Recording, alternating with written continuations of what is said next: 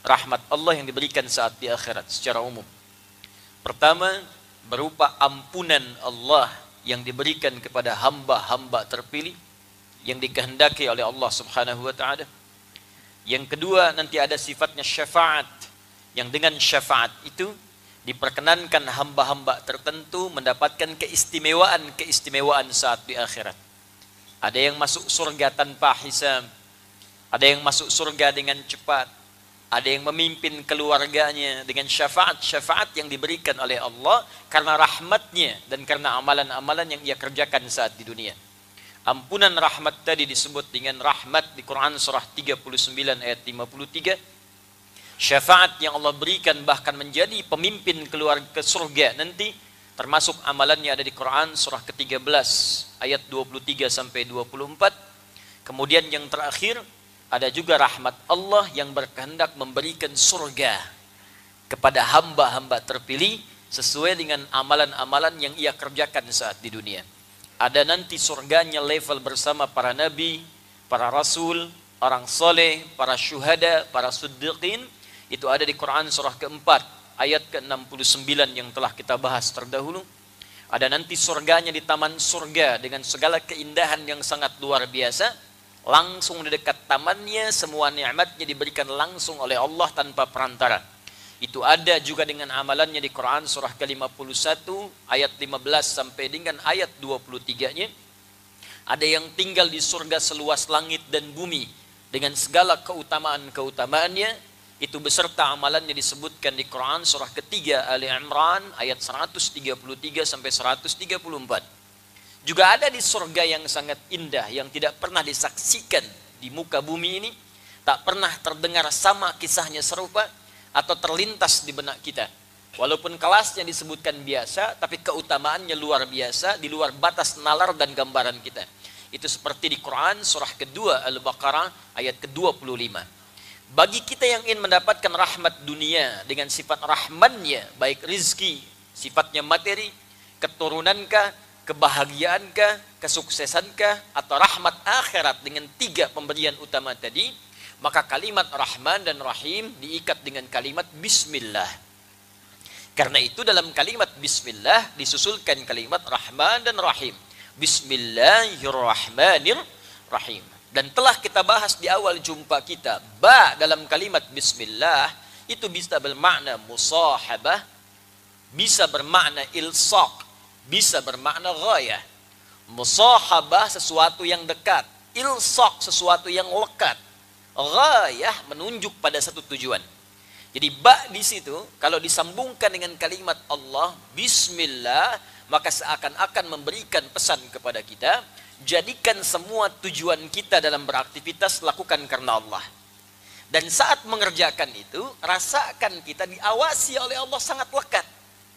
Kalau konsep ini kita praktekkan seperti sederhana, tapi dalam maknanya dipraktekkan saja kalimat Bismillah dalam kehidupan, maka rahmat Allah dalam kehidupan dunia akan diturunkan, dan Rahim sifat Allah di akhirat akan diberikan saat kita kembali kepadanya.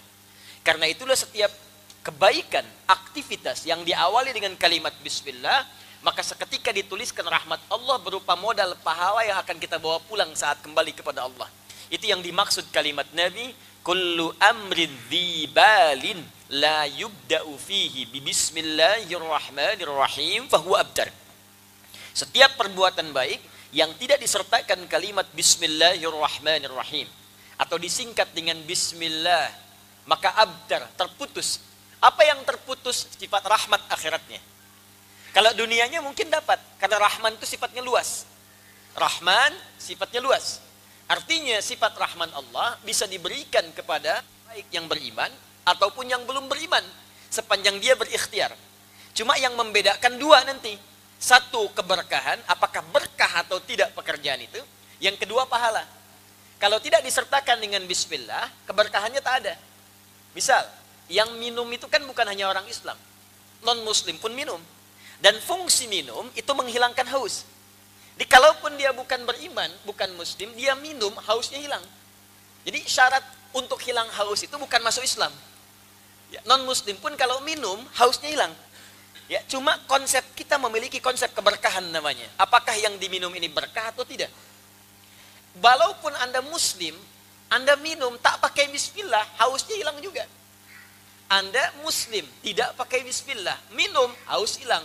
Cuma keberkahan tidak didapatkan. Apa itu berkah? Ziyadatul khair. Nilai kebaikan yang bertambah, yang melekat pada objek yang kita konsumsi. Atau pekerjaan yang kita lakukan. Nah, ini minuman misalnya. Anda akan minum. Anda sebutkan bismillah sebelum minum. Ini objeknya. Fungsinya menghilangkan haus. Setelah haus hilang, apa manfaat air itu di dalam tubuh kita? Berkahnya apa? Nilai kebaikannya apa? Maka orang yang mendapatkan keberkahan dari minuman itu, maka air ini akan hadir dalam tubuh kita, memberikan energi untuk mengerjakan hal-hal yang baik yang Allah ridhai. Maka walaupun minumnya sedikit tapi berkahnya banyak, mungkin dengan berkah itu, Allahu Akbar, tenaga cukup untuk membaca Al-Quran, tenaga cukup untuk tahajud. Bahkan ada orang gak makan, gak minum, dari fajar sampai maghrib, cuman minum air teh. Satu teguk, bismillah, kenyang. Habis sholat makan gitu. Ya. Tapi kenyang. Padahal sebelum buka itu dia sudah kumpulkan jus alpukat, buah naga, kolok gitu kan. Macam-macam, itu pelakunya banyak gitu. Ya. Tapi dengan kalimat bismillah dia minum itu, teh manis. Begitu diminum bisa hilang hausnya. Dan kenikmatan terasakan. Tapi bedanya apakah haus sekedar hilang atau memberikan tenaga. Kalau tenaga muncul dari situ, bisa tarawih nikmat, bisa maghrib enak, bisa tilawah Quran, itulah berkah namanya. Maka keberkahan diberikan saat di dunia, dan di akhirat pahala dituliskan. Begitu dituliskan pulang ke akhirat sudah punya bekal. Itulah yang dimaksud bismillah bersanding dengan Rahman dan Rahim, keberkahan lahir di dalamnya. Maka para pemburu berkah itu beda dengan pemburu materi, itu lain. Kalau pemburu materi, itu yang dilihat kuantitas. Berapa banyak yang bisa dikoleksi? Berapa banyak yang bisa didapatkan? Hati-hati kalau dalam kehidupan masih memburu kuantitas, artinya keberkahan belum maksimal ada di situ. Ya, kendaraan pengen banyak, pakaian pengen banyak, makanan pengen banyak, uang pengen banyak. Tanyakan, buat tanda tanya besar, buat apa? Buat apa? Di dompet Anda itu, ya sebelum dimasukkan uang, bikin tanda tanya dulu, buat apa? Jadi Anda paham, Anda mengumpulkan itu untuk apa? Hanya untuk dikumpul-kumpul, terus lihat, tidur, meninggal juga. Coba lihat, dipakai enggak? Ya cuman buat dilihat, itu nggak ada kerjaan. Binatang saja, dia cari makan buat dimakan. Kalau dia nggak butuh makan, dia nggak nyari, Pak. Itu binatang loh. Silakan kalau nggak percaya. Dia karena nggak butuh pakaian, dia nggak nyari pakaian. Karena itu sampai sekarang nggak ada binatang minat berpakaian. Kalau dia butuh, dia makan. Dia haus, dia minum. Cuman karena dia tidak punya akal, dia kerjakan dimanapun, apapun dia ambil. Kucing karena tak punya akal, dia nggak peduli ikan siapapun, ada ikan dia makan. Ya, demikian ayam, karena tak punya akal sudah makan, terproses di perutnya keluar kotoran. Karena nggak punya akal, dia nggak peduli. Ibu baru selesai ngepel lantai, ayam lewat, pengen buang kotoran, dibuang di situ. Walaupun lihat ibu, sambil dilihat kadang-kadang dibuang. Ya. Dan ibu nggak usah marah sama hewan, dasar ayam, memang begitu. Ya, karena nggak punya akal. Tapi yang tidak punya akal pun masih mengerti kebutuhan dia dapatkan, bukan keinginan dia kumpulkan. Itu poinnya. Jadi saya ingin katakan hewan saja yang punya akal, tahu bagaimana cara membentuk kehidupannya supaya terarah dalam hidup. Maka bagaimana dengan kita yang Allah anugerahkan akal dalam kehidupan. Saya sampaikan ini supaya nggak capek hidupnya. Sekarang banyak orang kelihatan lelah gitu. Penat ngumpul-ngumpulkan sesuatu, cuman dinikmati tidak. Maka silahkan cek keberkahannya ada tidak, fungsi kebaikannya. Itulah kalimat yang disampaikan dalam kalimat Bismillahirrahmanirrahim. Saat saya buka dengan harapan, semoga pertemuan kita dirahmati, mendapatkan rahmat dan berkah dari Allah Subhanahu wa Ta'ala. Taib, sekarang kita akan lanjutkan. Saya tidak ingin membahas sesuatu untuk dihafalkan. Hafalan itu bagus untuk menunjang pemahaman. Tapi yang saya inginkan dua hal. Apa yang telah kita dapatkan, pahami dengan baik walaupun sedikit, kemudian cepat amalkan sebelum kita wafat. Itu yang paling penting, supaya terasa apa yang kita pelajari itu. Jadi kalau nggak pernah diamalkan, nggak akan terasa kenikmatannya. Bisa saya ajarkan kepada Anda, mari menghafal walaupun sehari cuma 1 ayat. Setelah itu besok praktekkan. Kalau nggak dipraktekkan, cuma jadi teori nantinya. Dan Anda nggak merasakan kenikmatannya. Di fungsi-fungsi yang dekat pada ibadah itu nggak terasa. Kata Allah, baca Quran melahirkan ketenangan. Kalau Anda cuma dapat informasi ini, nggak dipraktikkan, menjadi hafalan. Dan ketenangan itu nggak muncul. Karena itu ketika saya katakan, coba sertakan pekerjaan kita dengan bismillah. Ya, mau makan bismillah, mau kerja bismillah. Tapi maknanya terapkan dalam hidup, bukan sekedar jadi hafalan. Jadi bukan cuma hafalan yang keluar di lisan. Kalau cuma keluar di lisan, anak kecil pun bisa. Burung beo bisa. Ya, ajarkan burung beo saat akan makan, baca bismillah. Enggak mau, baca, enggak mau, jangan kasih. Begitu dia baca bismillah, kasih. Bismillah, kasih. Beo pun bisa. Tapi apakah ketika makan dia merasa diawasi oleh Allah? Belum tentu. Ya, karena itu saat Anda bekerja, kalau Anda ucapkan bismillah, maka mustahil tangan Anda menyentuh yang haram. Karena Anda merasa diawasi oleh Allah Subhanahu wa ta'ala. Kalau Anda mengatakan bismillah, Anda mustahil akan berghibah. Karena Anda merasa dilihat oleh Allah Subhanahu wa ta'ala. Kalau Anda katakan bismillah, Anda mustahil akan korupsi. Anda merasa diawasi oleh Allah Subhanahu wa ta'ala. Maka cukup kalimat bismillah akan merubah hidup kita dengan sempurna di hadapan Allah Subhanahu wa ta'ala. Kita teruskan pertemuan kita insyaallah pada bagian yang ketiga dari wujuhul i'rab, hal-hal yang terkait dengan keutamaan surah Al-Fatihah, pengantar kepada praktek fikih dalam kehidupan harian kita. Setelah itu kita masuk kepada al-ahkam asy-syar'iyyah, hukum-hukum fikih terkait dengan surah Al-Fatihah. Semoga Allah berikan kemudahan kepada kita untuk mengaji, memahami dan mengamalkannya insyaallah. Bismillahirrahmanirrahim. Thalithan. Yang ketiga, saya minta maaf sebelumnya, di pertemuan lalu saya menyampaikan akan berusaha mengopi dulu sebelum kita belajar, tapi tidak datang kesempatan dengan saya karena saya baru kembali dari Jakarta tadi. Jadi untuk malam ini tolong didengarkan, disimak dulu ya. Insyaallah di pertemuan selanjutnya, atau saya berikan gambaran kepada Anda, googling saja, tuliskan judul bukunya Tafsir Ayat Ahkam As-Sabuni, Imam As-Sabuni. Ya, klik itu, nanti keluar di PDF, Anda download. Ya, nanti sesuaikan pembahasannya dengan apa yang kita bahas. Mungkin halaman bisa berbeda karena cetakannya tidak sama, tapi insya Allah kalimatnya akan sama sepanjang itu bersumber dari orang yang sama. Jelas ya? Baik. Sementara dengarkan dulu, jangan googling sekarang. Ya, ingat, jangan macam-macam kalau saya sedang pegang kitab, bisa di-smash nanti. Ya. Bismillahirrahmanirrahim. Thalithan, aspek yang ketiga. Qauluhu ta'ala iyyaka na'budu wa iyyaka nasta'in.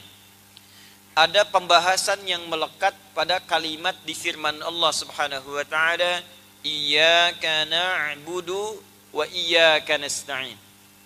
Apa wujuhul i'rab? Ya, aspek gramatikal bahasa yang ada di sini yang berpengaruh pada kehidupan kita secara fikih. Apa kira-kira yang bisa kita pelajari? Ikhtalafal mufassiruna fi iyyaka. Para ahli tafsir berbeda pendapat, punya keragaman pandangan, menilai posisi kalimat iyyaka dalam kalimat yang tersambung dengan na'budu dan nasta'in. Kan sebelum kalimat na'budu dan nasta'in ada kalimat iyyaka ya. Nah, posisinya di ilmu i'rab itu sebagai apa? Ya, nanti di i'rab itu Bapak Ibu sekalian, misal ada fi'ilkah kata kerja, ada fa'ilkah, ada maf'ulkah, ada halkah, gitu kan? Ya, paham? Tidak. Baik ya, nanti kita praktekkan baru mengerti insyaallah. Ya, nanti itu di pelajaran bahasa Arab, ya, itu di kaidah. Posisinya apa ini? Dan kalau sudah tahu posisinya, kita bisa paham maknanya apa. Kalau sudah mengerti maknanya, kita akan paham bagaimana cara mengamalkannya. Karena Al-Quran itu diturunkan dengan bahasa Arab, maka kaidah yang digunakan kaidah bahasa Arab. Jadi jangan sampai memahami Al-Quran pakai kaidah bahasa Indonesia, tidak akan nyambung. Ya, tidak akan nyambung. Karena itu pakai kaidah bahasa Arabnya. Di kaidah bahasa Arab ada ilmu namanya ilmu nahwu. Di cabang ilmu nahwu ada namanya i'rab, untuk mengetahui perubahan kata dan penempatannya. Kalau posisi ada di depan, maksudnya ini. Kalau di belakang, maksudnya ini. Kalau harakatnya fathah, maksudnya ini. Kalau dia dhammah, maknanya seperti ini. Kalau sudah paham maknanya, maka ada petunjuk begini cara mengamalkannya. Itu akan terasa kenikmatannya. Rasakan bedanya, bedakan rasanya, dan pasti akan terasa bedanya. Ya, kita lihat. Ikhtalafal mufassiruna fi iyyaka. Para pakar tafsir memiliki keragaman pendapat tentang posisi iyyaka dalam hal i'rab, ya. Sebelum kalimat na'budu juga nasta'in. Masih ingat di ayat yang kelima, iyyaka na'budu wa iyyaka nasta'in. Jadi sebelum kita mengucapkan na'budu, kita ucapkan iyyaka kan? Iyyaka na'budu. Yang kedua, wa iyyaka nasta'in. Nah, ini kalau kita urai asal kalimat ini, itu seperti apa posisinya? Di sini setidaknya ada dua pendapat yang paling utama. Dan nanti saya akan uraikan kedua pendapat ini, sesungguhnya seluruhnya akan mewakili keluasan makna firman Allah Subhanahu wa taala. Jadi kalau saya menilainya bukan pendapat, justru itulah mukjizat lafaz Al-Quran yang memiliki makna yang luas. Ditafsirkan dari sudut manapun akan menjangkau setiap sudut-sudutnya. Sesuai dengan apa yang bisa kita amalkan, sesuai dengan kemampuan yang bisa kita raih. Ya, makanya nanti ketika Al-Quran itu diturunkan, pernah saya sampaikan di awal mula pembahasan, kan cara bacanya bisa beragam kan?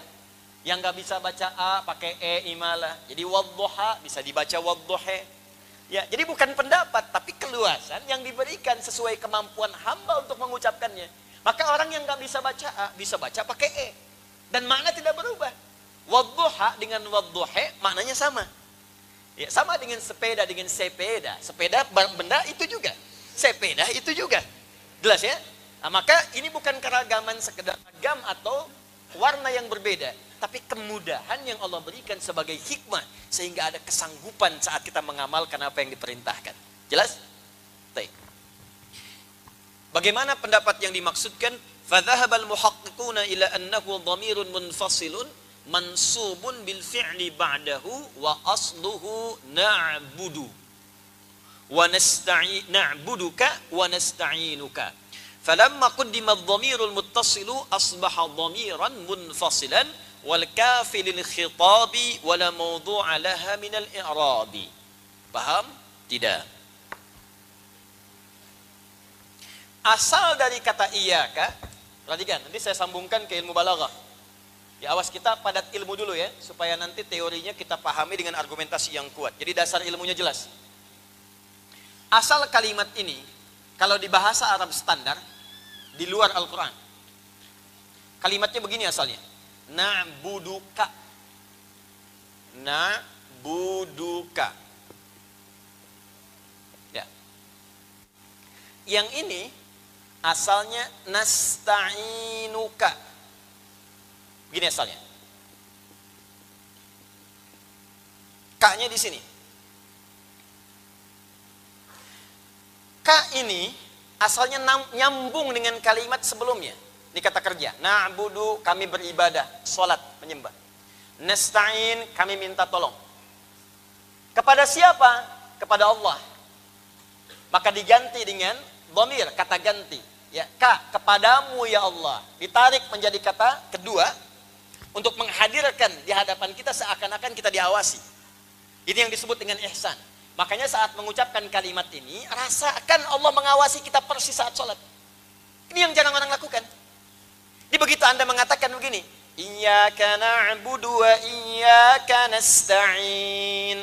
Itu asal kalimatnya, na'buduka ya Allah, nasta'inuka, ka-nya itu engkau. Saya mau katakan begini, kalau engkau, Anda, itu artinya, maaf, kata kedua, pertama atau ketiga? Kedua, pertama saya, dhamir mutakallim. Kedua, Anda, kamu. Ketiga, dia. Perhatikan, saya, kamu, dia. Kata kerja pertama, saya. Kata ganti orang kedua, kamu, engkau. Kata ganti orang ketiga, dia, mereka. Jelas sampai sini? Baik, kalau saya sebutkan, fokus ini. Dia, mereka, orangnya ada di sini nggak? Tidak. Kita tunjuk pada yang jauh kan? Dia nggak ada di sini. Kalau kita hadirkan dia, kedekat kita di sini, maka saya katakan orangnya ada di depan, Anda, kamu. Jelas sampai sini? Baik, sekarang begini, kalau kita sedang membicarakan sesuatu, lebih terasa mana? Orangnya ada atau nggak ada di hadapan kita? Dia itu orangnya baik banget. Dia masih nggak ada. Tapi saat ada di hadapan, gestur bisa berubah. Anda Masya Allah, mudah-mudahan Allah muliakan, Allah berikan Anda kelemahan, oh kebaikan-kebaikan, kemuliaan. Ada di hadapan, jadi banyak. Dan apa yang kita ucapkan pun, karena orangnya ada di hadapan kita merasa terawasi dengan itu. Sehingga tak mungkin mengeluarkan kalimat-kalimat yang menyakiti. Tak mungkin kita keluarkan kalimat-kalimat yang tidak bagus, karena orangnya ada. Jelas? Nah sekarang, ketika diganti menjadi ka, iyyaka na'buduka, nasta'inuka. Kenapa kata gantinya dijadikan ka? Untuk memberikan pesan kepada kita, saksikan dan rasakan saat kita membaca itu dalam sholat, kita itu di hadapan Allah, melihat kita. Walaupun kita tak melihatnya. Itu yang dimaksud di hadis Muslim nomor hadis ke-8 dengan sikap ihsan. Anta'budallaha, dari kalimat na'budu. Anta'budallaha ka'annaka tara, fa illam takun tarahu fa innahu yara. Kalau Anda sedang ibadah, rasakan Anda itu sedang diawasi oleh Allah. Anda berhadapan dengan Allah, walaupun tak mampu Anda menatapnya, rasakan ditatap oleh Allah. Jadi kalau Anda sholat merasa di hadapan Allah dan merasakan sedang diawasi, demi Allah saya katakan, kualitas sholat kita akan beda dengan kualitas biasa-biasa. Sekarang kenapa banyak orang tidak khusyuk dalam sholat? Karena merasa Allahnya jauh. Karena nggak merasa dilihat Allah. Merasanya dikejar-kejar proyek. Merasanya itu seakan imamnya bacaannya panjang, kapan selesai. Merasa aman atau enggak mobil saat diparkir, motor saat disimpan, lewat makanan belum sempat beli, rasa lapar yang tertahan. Itu yang terasakan, sehingga kehadiran ayat yang tadi dimaksudkan enggak nampak di hadapan kita. Nah ini asal kalimat dari kata iyyaka ini na'buduka. Ka-nya ini berbentuk objek yang diibadahi. Nah ini kalimat ini, kalau kafnya dipindah, yang tadinya menyatu disebut muttasil. Pernah dengar mad wajib muttasil? Pernah dengar? Muttasil artinya menyatu. Ini menyatu. Kalau kita pindahkan ke depan, ka-nya dikedepankan. Maka kalau ka dikedepankan, dalam kaidah bahasa Arab mesti masuk iya sebelum ka. Karena dia akan berubah dari muttasil menjadi munfasil. Apa itu munfasil? Terpisah dari kalimat sebelumnya, nggak bisa disambung lagi. Fokus. Ini muttasil, bisa disambungkan. Na'buduka, karena dal nggak bisa nyambung, maka terputus di sini. Tapi ini tetap nyambung. Nasta'inuka, karena nun bisa masuk ke kaf, maka ini nyambung begini. Disebut muttasil, bisa nyambung. Kalau kita ingin pindahkan kafnya ke depan sebelum nasta'in, ke depan sebelum na'budu, maka kaf ini tidak akan bisa nyambung ke depannya secara kaidah. Karena tak bisa nyambung disebut munfasil namanya. Untuk membedakan dengan muttasil maka tambah iya di depannya. Maka iya di kaidah bahasa Arab disebut domir munfasil namanya. Nih, memindahkan kaf ini ke depan kalimat, karena pindah ke depan ditambahkan iya di depannya. Paham sampai sini? Nah, yang penting kita pahami, kenapa mesti pindah ke depan? Kan di belakang juga bisa. Maka untuk membaca ini, ilmunya muncul ilmu yang ketiga, disebut ilmu balaghah. Ada nahu, ada sharaf, ada balaghah. Dibaca pakai bahasa Arab, bukan bahasa Sunda. Bahasa Sunda namanya balaga. Balaghah. Ini ya. Di ilmu balaghah ada 3 cabang ilmu. Pertama ma'ani, kedua bayan, ketiga badi'. Ma'ani untuk memilih diksi yang sesuai saat diungkapkan. Apa kata-kata yang tepat saat akan kita berucap, tergantung objek di hadapan kita siapa. Kepada anak kecil bagaimana kalimatnya. Kepada remaja seperti apa kata-katanya. Kepada orang dewasa seperti apa untaian katanya. Itu ma'ani namanya, diksinya. Kalau katanya sudah ada, bagaimana merangkainya supaya jelas diterima? Itu bayan namanya. Bayan. Contoh, saya ingin katakan kepada Bapak saat kita akan memulai sholat, Pak, tolong luruskan safnya. Pilih kalimat. Supaya dengan kalimat itu, benar siapa yang akan kita tuju. Anak kecil, luruskan. Ya, remaja, Mas, tolong luruskan. Orang tua, Pak, mohon maaf, bisa diluruskan? Kan nggak mungkin kita gunakan ke bapak-bapak, Dek, tolong luruskan. Anak kecil, maaf, Mas, tolong luruskan, nggak mungkin kan? Nah, ketika memilih disebut dengan ma'ani, ketika menyampaikan supaya jelas disebut dengan bayan. Ada yang ketiga namanya badi'ah.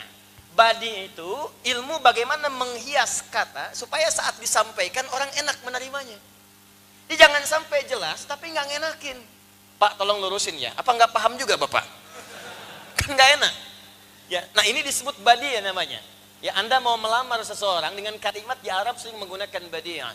Ilahi lastu lil firdausi ahla wala aqwa 'ala an-naril jahimi. Fahabli taubatan waghfir dhunubi fa innaka ghafirudz dzambil 'azimi. Duhai bapak mertua, memang saya ini tak seperti kelihatan ahli surga Firdaus seperti ada yang dikehendaki di rumah bapak. Tapi saya pun tak kuat berpisah dengan anak bapak seperti berada di neraka jahanam. Saya tahu saya banyak punya kekurangan, tapi saya pun paham bapak bisa memaafkan kekurangan saya. Catat tuh. Ya. Nah, itu badi ya namanya. Ya.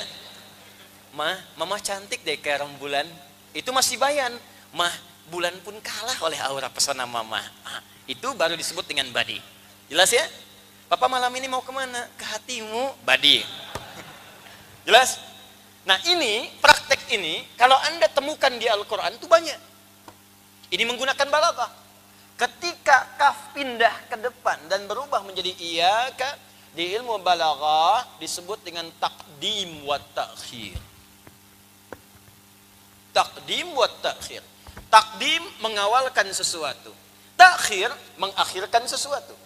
Kalau ada kata ganti kemudian mutasil diawalkan menjadi munfasil, di ilmu takdim di balaghah disebut dengan ikhtisas namanya. Ikhtisas.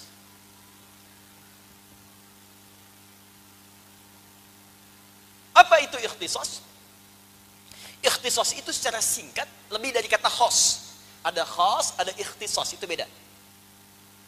Kalau khas sesuatu yang spesial, khusus. Tapi kalau ikhtisas berusaha menjadikan sesuatu ini khusus, spesial, yang ini saja, bukan yang lain. Saya ulang, khas, spesial, khusus. Kiai khas, kiai spesial, khusus, gak sama dengan yang lain. Tapi kalau ikhtisas berusaha menjadikan yang ini spesial, khusus, beda dengan yang lain. Jadi kalau Anda ingin mengkhususkan sesuatu dan fokus pada yang ini saja dan menepikan yang lainnya, maka dalam ilmu balaghah disebut dengan kaidah ikhtisas. Di antara caranya, robahlah domir muttasil menjadi munfasil, ka menjadi iyaka. Jadi ketika ka dijadikan iyaka dan Allah menyampaikan kalimatnya bukan ka tapi iyaka, iyaka na'budu wa iyaka nasta'in. Maksudnya berlaku hukum ikhtisas. Jadikanlah ibadahmu itu, kerjakan spesial hanya untuk Allah saja. Khusus. Tepikan yang lain. Jadi kalau sedang sholat, yang lain tepikan. Udah hilangkan aja, nggak usah masuk ke benak kita. Motor, hilangkan udah. Ya, mohon maaf, sendal, hilangkan. Mobil, hilangkan. Tolong catat kalimat saya, jangan dipotong ya. Maksudnya bukan hilangkan, hilang. Ya. Ya. Dalam benak kita hapuskan, jangan munculkan. Ya, jangan munculkan. Ya, motor apa kan? Kunci apa kan? Mobil, istri. Nah. Maksudnya jangan muncul di benak kita. Udah, habiskan. Iyaka ikhtisas. Jadikan semua apa yang akan kita ucapkan, kita fikirkan dan kita lakukan semua lillah saja. Hanya Allah yang spesial dalam salat kita, yang lain tidak. Demikian saat nasta'in. Nasta'in itu dipakai bukan cuma dalam sholat, di luar sholat pun kita pakai kaidah itu ikhtisas. Jadi kalau sedang bermohon, hilangkan yang lain. Makanya kalau mau minta, minta sama Allah. Jangan datang ke batu, minta. Datang ke keris, minta. Ya, datang ke laut, minta. Jadi kalau mau minta, kaidahnya dipakai ikhtisas. Ini kan aneh, Anda sholat tiap hari. Baca ini 17 kali, tapi kok nggak dipakai-pakai? Anda katakan wa iyyaka nasta'in, tapi datang ke batu minta. Datang ke pohon minta. Datang ke keris minta. Ya nasta'innya mana? Makanya banyak orang yang mengerjakan seperti itu, berkahnya nggak ada, hilang. Karena yang terlibat di situ bukan rahmat Allah Subhanahu wa taala. Itu maksudnya.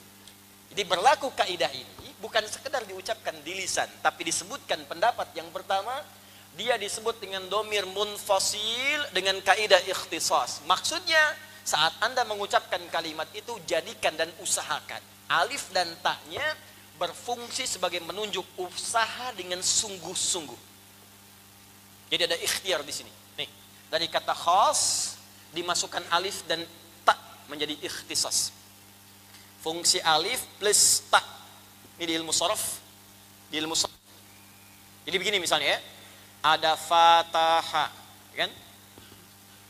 Kalau pakai i dengan ta jadi iftitah, iftataha. Kalau pakai alif sin dengan ta jadi istaftaha. Kalau pakai alif saja di fataha. Kalau pakai ta saja bisa jadi tafataha. Itu maknanya bisa beda.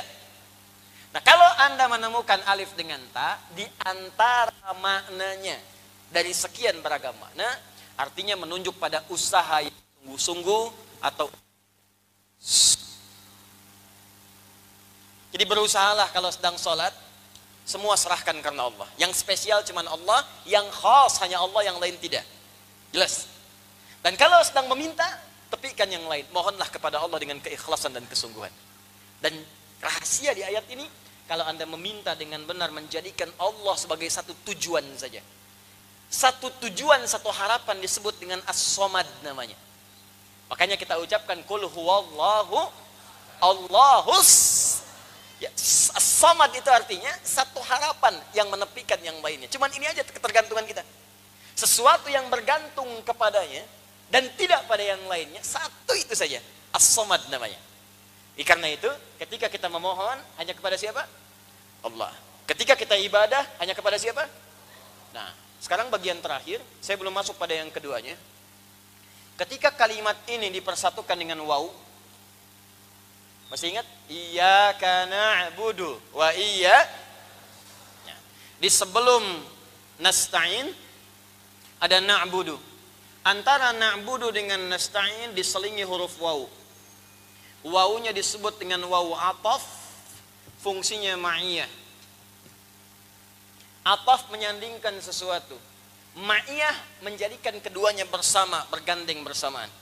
Artinya apa? Kalau ada hukum disatukan dengan huruf waw, artinya secara singkat keduanya akan saling terkait dan berkelindan, terikat satu dengan yang lainnya. Jadi semakin tinggi na'budunya, semakin cepat dijawab ketika Anda nasta'in kepada Allah. Semakin mengkhususkan semua ibadah kepada Allah, maka semakin cepat jawaban diberikan ketika Anda meminta kepada Allah.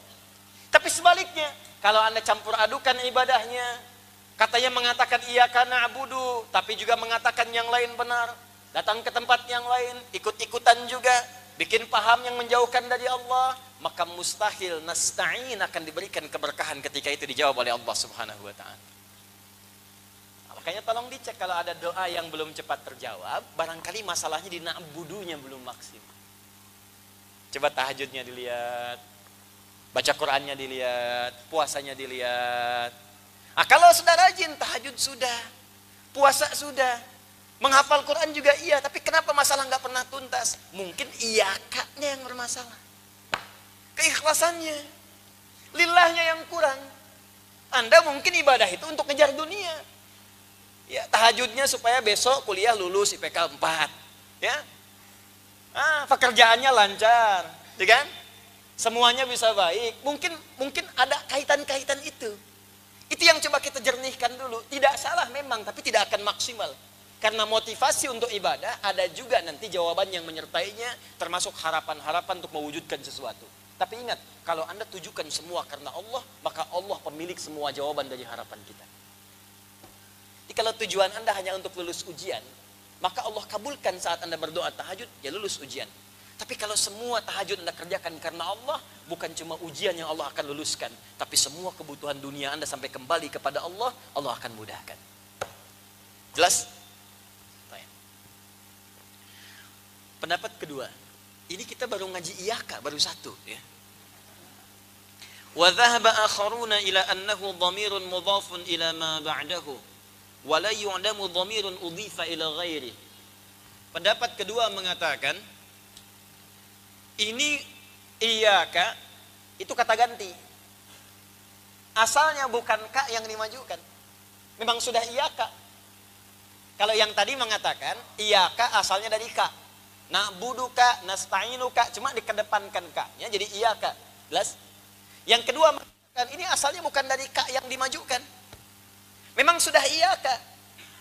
Cuma iyaka yang ini, iyaka yang disandarkan pada kalimat setelahnya. Dalam kaidah ilmu nahwu, menyandarkan sesuatu disebut dengan mudhaf namanya. Mudhaf. Yang jadi sandaran disebut mudhaf ilaih. Anda punya teman namanya Ahmad, datang ke kajian nyandar di tembok. Mudhaf ya. Itu mudhaf. Mudhaf menyandarkan sesuatu pada yang lainnya. Kalau ada kalimat disandarkan pada kalimat lain, maka yang disandarkan itu disebut dengan apa namanya? Mudhafun. Pendapat yang kedua mengatakan iyaka di ayat ini bukan dari ka yang dimajukan, tapi dia asli kalimat iyaka yang disandarkan pada kalimat setelahnya. Gini, lihat sini. Spidol umum. Spidol adi. Spidol disandarkan pada kalimat adi. Saya tanya, berubah makna tidak? Ini spidol, ini adi. Dua hal yang terpisah. Tapi kalau saya sandarkan spidol ini kepada kalimat adi, spidol adi, berubah tidak dari yang pertama? Berubah ya? Spidol ini adi, ini spidol ya spidol, adi ya adi. Kalau orang mau pakai spidol silahkan saja. Karena spidol ini masih umum. Tapi ketika saya katakan spidol adi, spidolnya disandarkan pada kata adi, maka berubah kemudian pemaknaan kata spidol ini tidak seperti yang pertama. Maka yang pertama, spidol ini jadi milik adi. Jelas? Yang kedua, saya yang berhak mengatur spidol ini mau digimanakan. Apa fungsi spidol? Menurut Anda, karena ini punya saya, terserah saya. Ini bukan buat nulis, ini bukan buat melontar yang ngantuk. Ya terserah saya, punya saya. Kenapa yang ngatur mesti Anda? Jelas ya? Nah ini lihat. Iyaka na'budu. Karena kalimat iyaka na'budu itu tadinya terpisah. Cuman kata pendapat kedua, iyaka ini bukan ka yang dimajukan. Ini kalimat asli, ini kalimat asli. Cuma ini disandarkan ke sini. Jelas?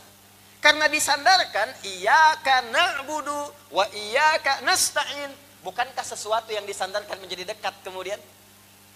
Ini jauh spidol, sandarkan dengan adi. Saking dekat dia jadi punya adi.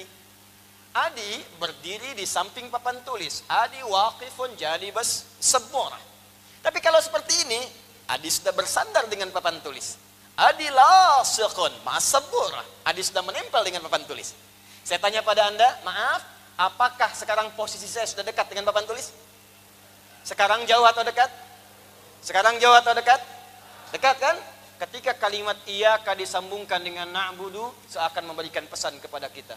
Jangan hanya merasakan saat sholat Allah mengawasi kita, tapi rasakan Allah sangat dekat mengawasi kita. Ini ketika Anda membaca kalimat-kalimat, dipersaksikan oleh Allah, dan Allah mendengar itu dekat dengan kita. Makanya apa Anda nggak pernah merasa malu kalau kita membaca kalimat Al-Fatihah masih belepotan bacaannya? Masih belum fasih bacaannya. Mau sampai berapa tahun? Anak kecil 4 tahun sudah belajar Quran pakai tajwid. Tahsinnya lulus sempurna 100%.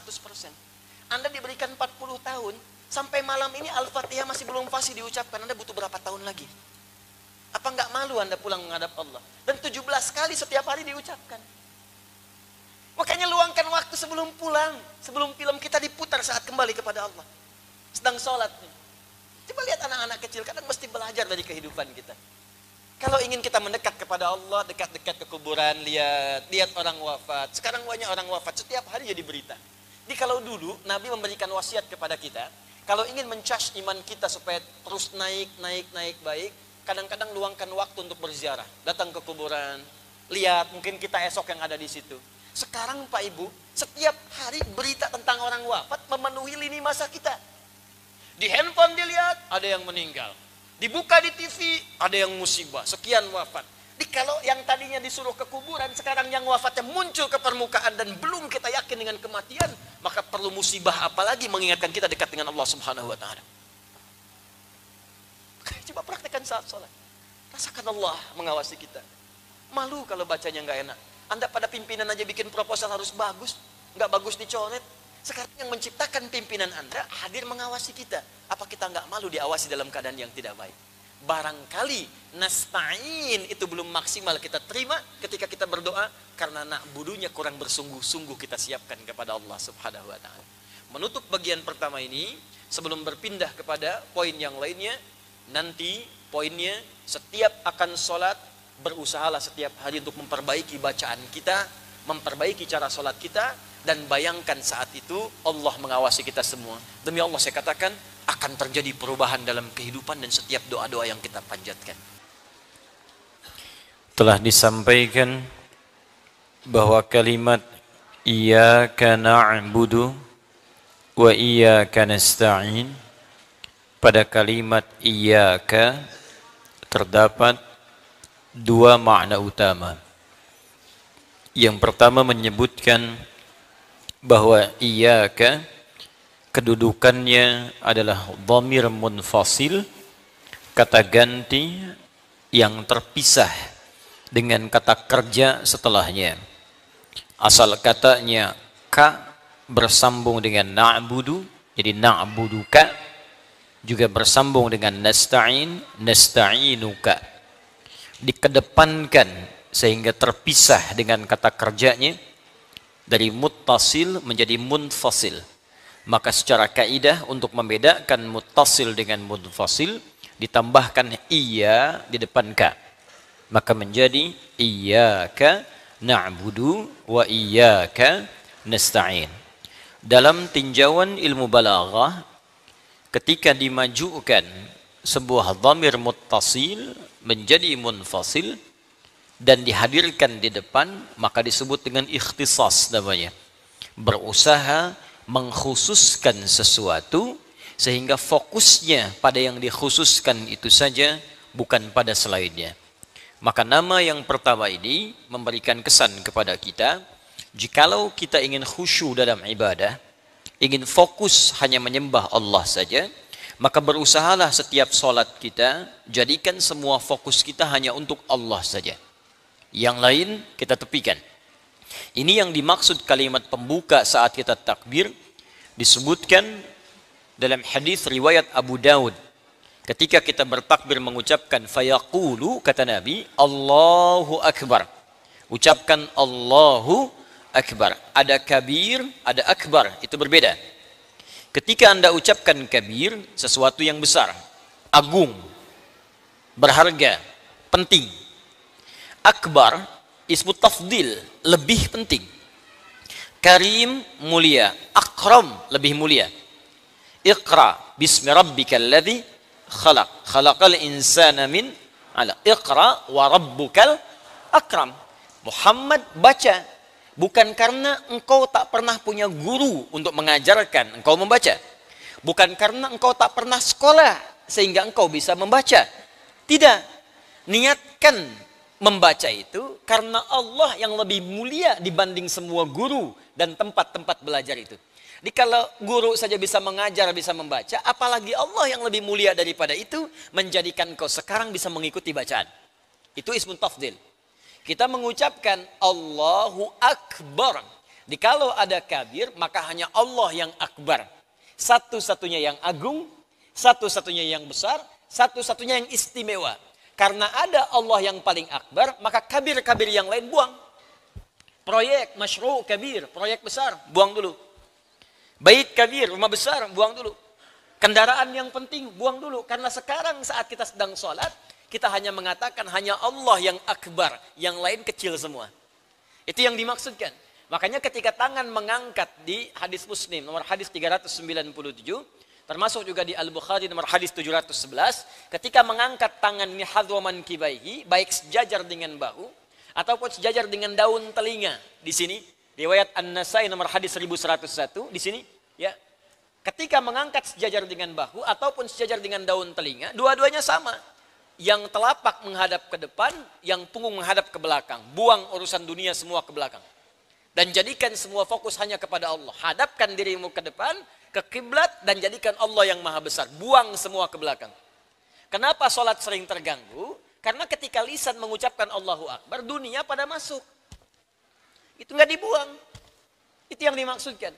Makanya dalam kalimat iyyaka na'budu, ikhtisas, majukan iyyaka ke depan untuk mengkhususkan berusaha. Kalau sudah takbir, usahakan semuanya karena Allah. Nanti makna luasnya bukan hanya sholat. Sholat itu hanya latihan. Sholat latihan membuat kita tersambung dengan Allah.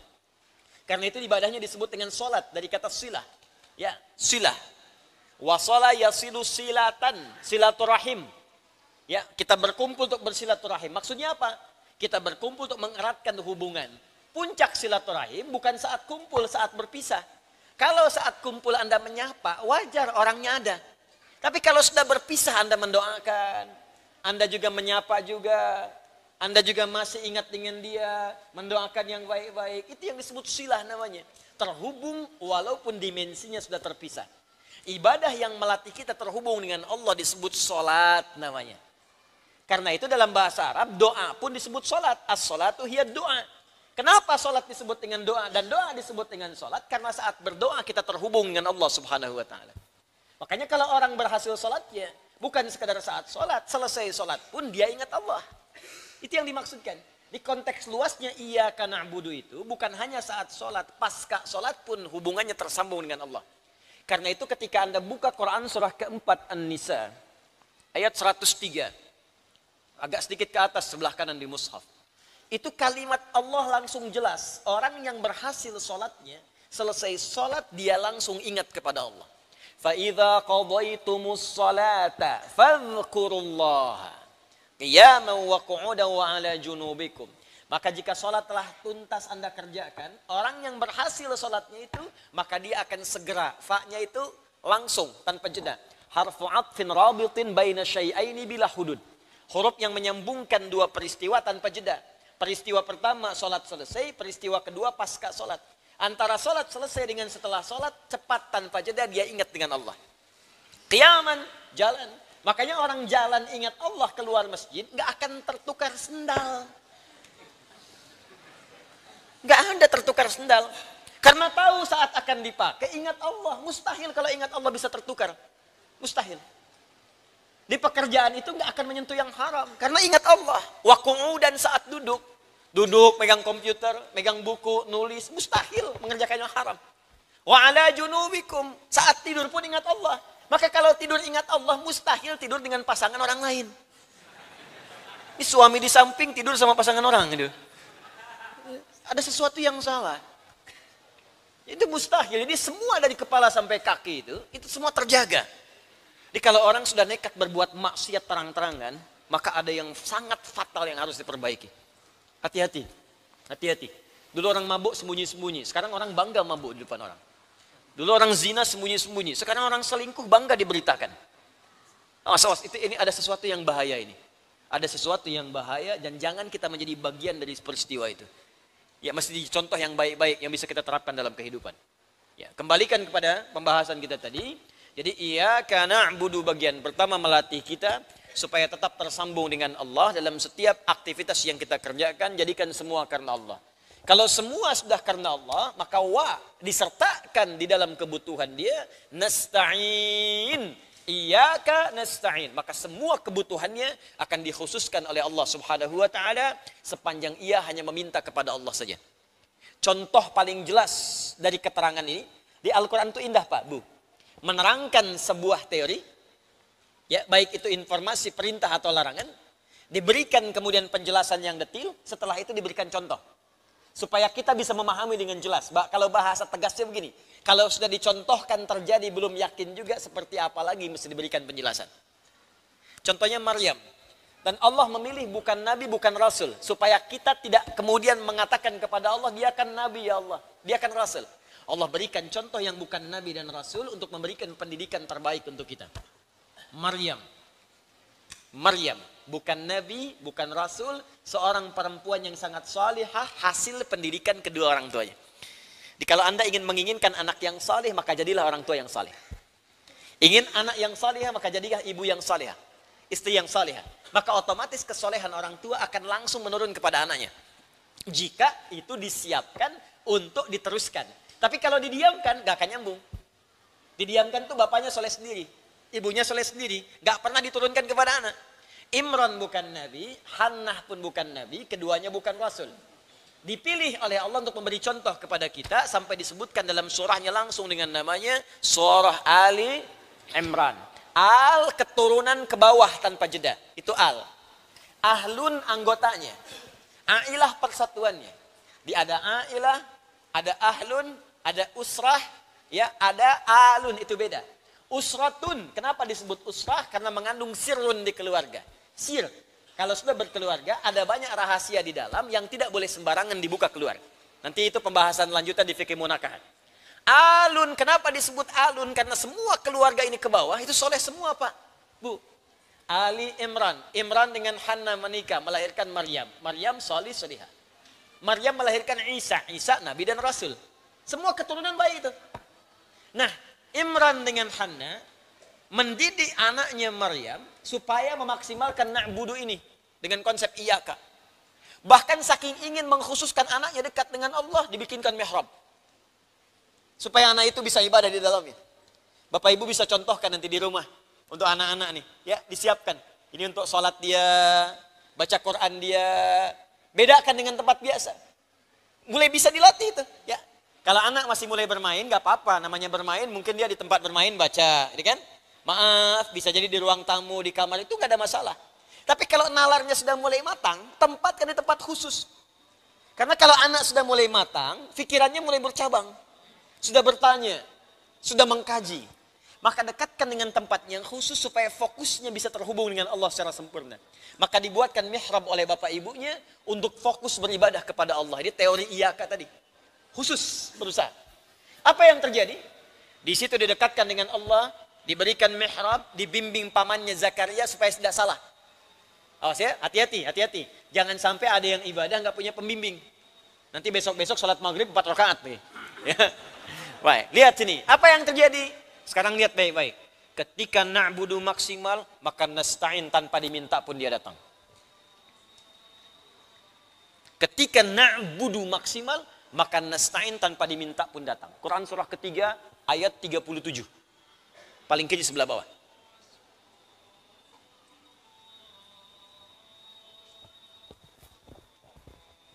Wa idza quri'al Qur'anu fastami'u lahu wa ansitu la'allakum turhamun. Jika dibacakan Al-Qur'an maka dengarkan dan simak supaya kamu dapat rahmat. Di samping saya ada yang baca Al-Qur'an, jadi saya dengarkan dulu sampai selesai.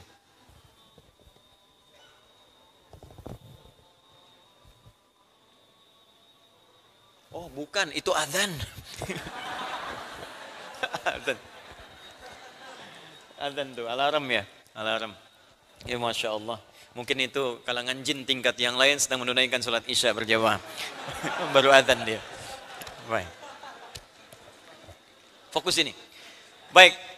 Fokus Quran surah ketiga Ali Imran ayat 37. Paling kiri sebelah bawah. Dimatikan aja alarmnya kalau itu alarm. Handphone siapa? Atau mau diwakafkan boleh? Saya terima.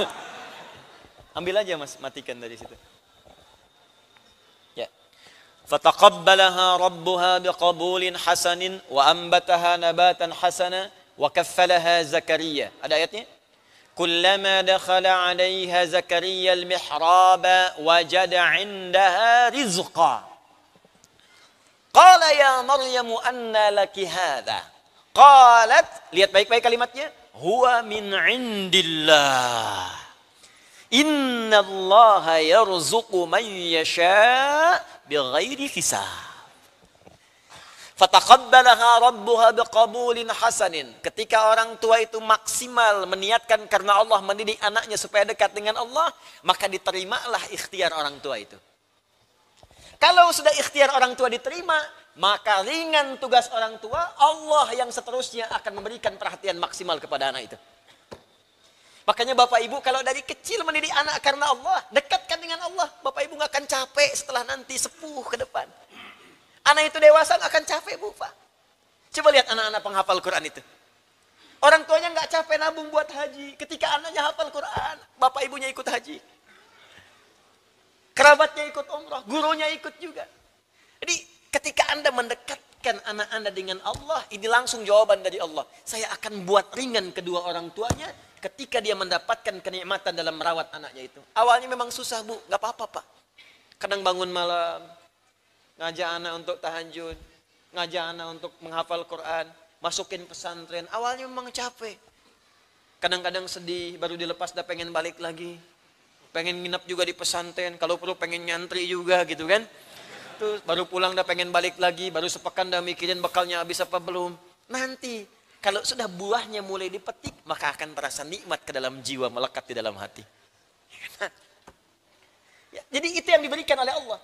Wa ambataha nabatan hasana, aku rawat dia sampai dia tumbuh dewasa dengan perawatan yang maksimal. Kadang-kadang Anda merawat dengan baik di rumah, titipkan ke sekolah, karena Anda nggak tahu dia berteman dengan siapa.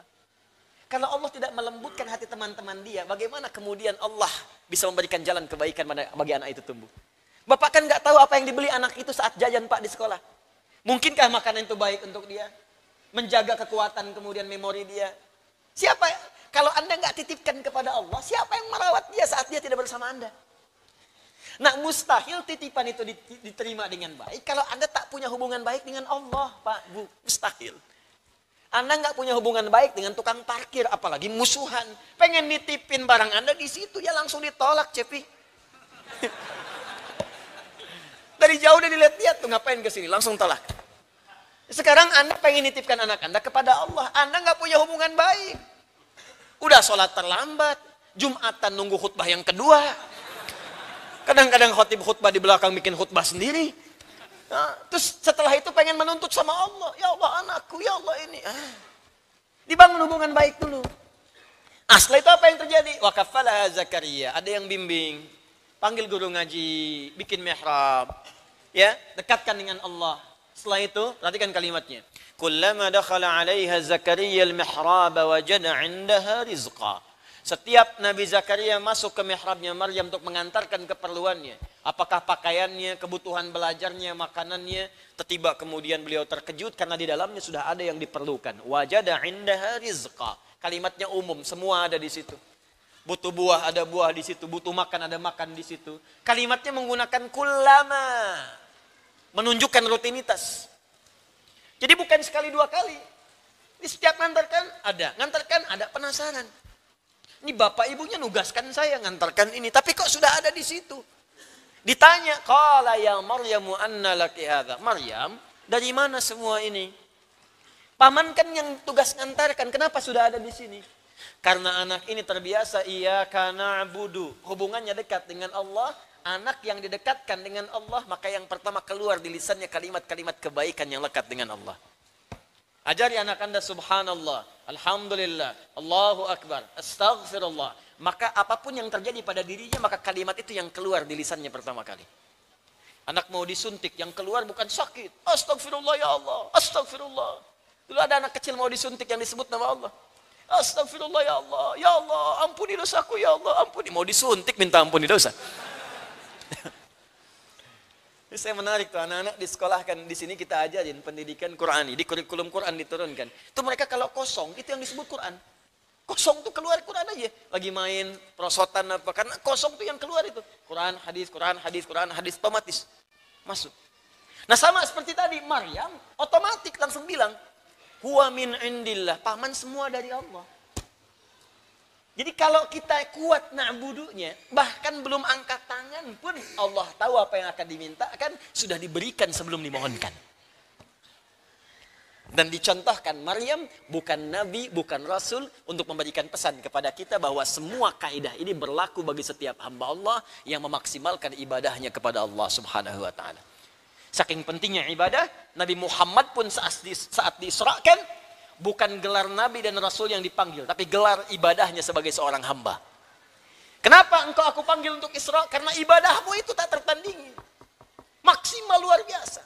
Nabi Rasul sebelumnya nggak bisa menyaingi Nabi Muhammad SAW. Yang dijamin surga, dijamin terbebas dari maksiat, dijaga, ma'sum madmun. Madmunun bil jannah, ma'sumun minal ma'siyah. Masih mampu berdiri dalam salat malamnya, rakaat pertama bengkak kakinya. Sehingga Nabi Isa menyebutnya dengan Ahmad. Maka langsung diundang oleh Allah menerima perintah sholat itu dengan kehormatan yang luar biasa. Isra'nya dari Masjidil Haram ke Masjidil Aqsa di Palestina, mi'raj naik ke atas ke langit. Dengan kalimat apa panggilannya? Dengan kalimat abdun, puncak penghambaan dan ibadahnya. Bukan kerasulannya, bukan kenabiannya, tapi kalimat puncak ibadahnya sebagai seorang hamba. Turun Quran surah ke-17 ayat yang pertama.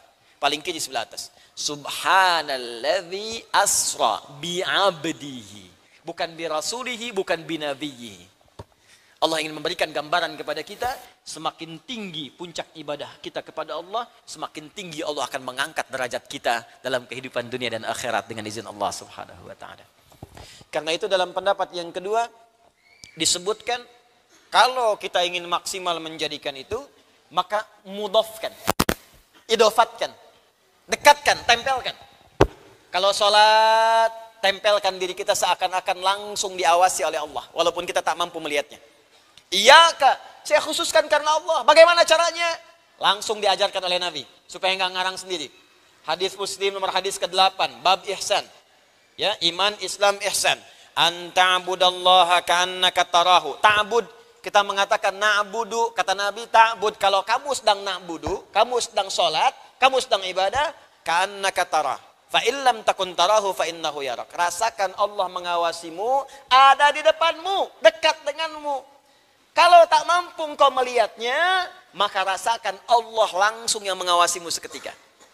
Itu yang disebut dengan ihsan. Kalau ada orang bersikap seperti itu yang disebut dengan iyaka yang paling maksimal. Ya, itu mudhaf ilaih. Yang berpendapat demikian qala Abu Sa'ud, berkata seorang mufassir, ya, Abu Sa'ud, al-Imam Abu Sa'ud, wa madda'ahu al-Khalil min al-idhafah muhtajjan alaihi bima haqahu an ba'd al-Arab. Yang pendapat kedua tadi, yang nempelkan iyaka ke na'budu, pendapat kedua, itu namanya Khalil bin Ahmad. Lengkapnya Khalil bin Ahmad al-Farahidi. Ya, di sini tidak disebutkan, lahir tahun 100 Hijriah, wafat tahun 170 Hijriah. Siapa Al-Khalil bin Ahmad al-Farahidi ini? Khalil bin Ahmad al-Farahidi ini seorang pertama pakar di bidang bahasa. Ya, pakar bidang bahasa Arab. Beliau pengarang kitab namanya Mu'jam al-Ain. Beliau termasuk penginisiasi ilmu nahwu yang sebelumnya disampaikan oleh Abul Aswad ad-Du'ali. Abul Aswad ad-Du'ali dari Ali bin Abi Thalib radhiyallahu taala anhu. Jadi nasabnya ke situ. Khalil dari Abul Aswad ad-Du'ali, Abul Aswad ad-Du'ali dari Ali bin Abi Thalib. Ya, beliau yang meletakkan pertama kali harakat. Nah, itu kalau antum baca mushaf ada harakatnya. Itu siapa yang menginisiasi harakat? Sampai kita bisa baca mushaf. Bacaannya tidak gundul, kan? Ada harakatnya, fathah, kasrah, dhamma, sukun. Itu namanya Al-Khalil bin Ahmad al-Farahidi.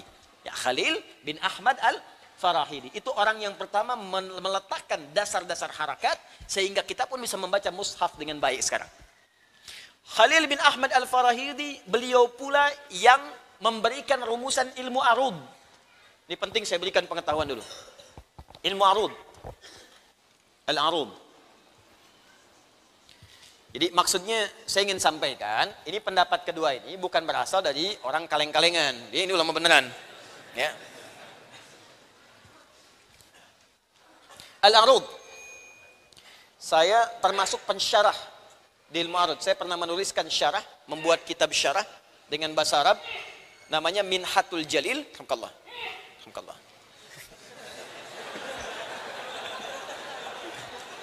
Saya tunggu sekali lagi. Dapat tisu. Alhamdulillah. Ada bersin kita jawab ya. Bersin ya. Ada lagi? Baik. Itu orang sudah pasti kalau dikenal. Kalau sudah arud, ini Khalil. Khalil bin Ahmad al-Farahidi. Saya sempat menuliskan, mengarang sebuah kitab namanya Minhatul Jalil bi Ta'rif Arud al-Khalil. Ini syarah kitabnya, arudnya Khalil bin Ahmad, ya, Minhatul Jalil bi Ta'rif Arud al-Khalil. Cuman sayang saat terjadi peristiwa di Tripoli itu, ya itu bukunya, filenya, laptopnya yang kita titipkan di salah satu tempat ternyata terbawa semuanya.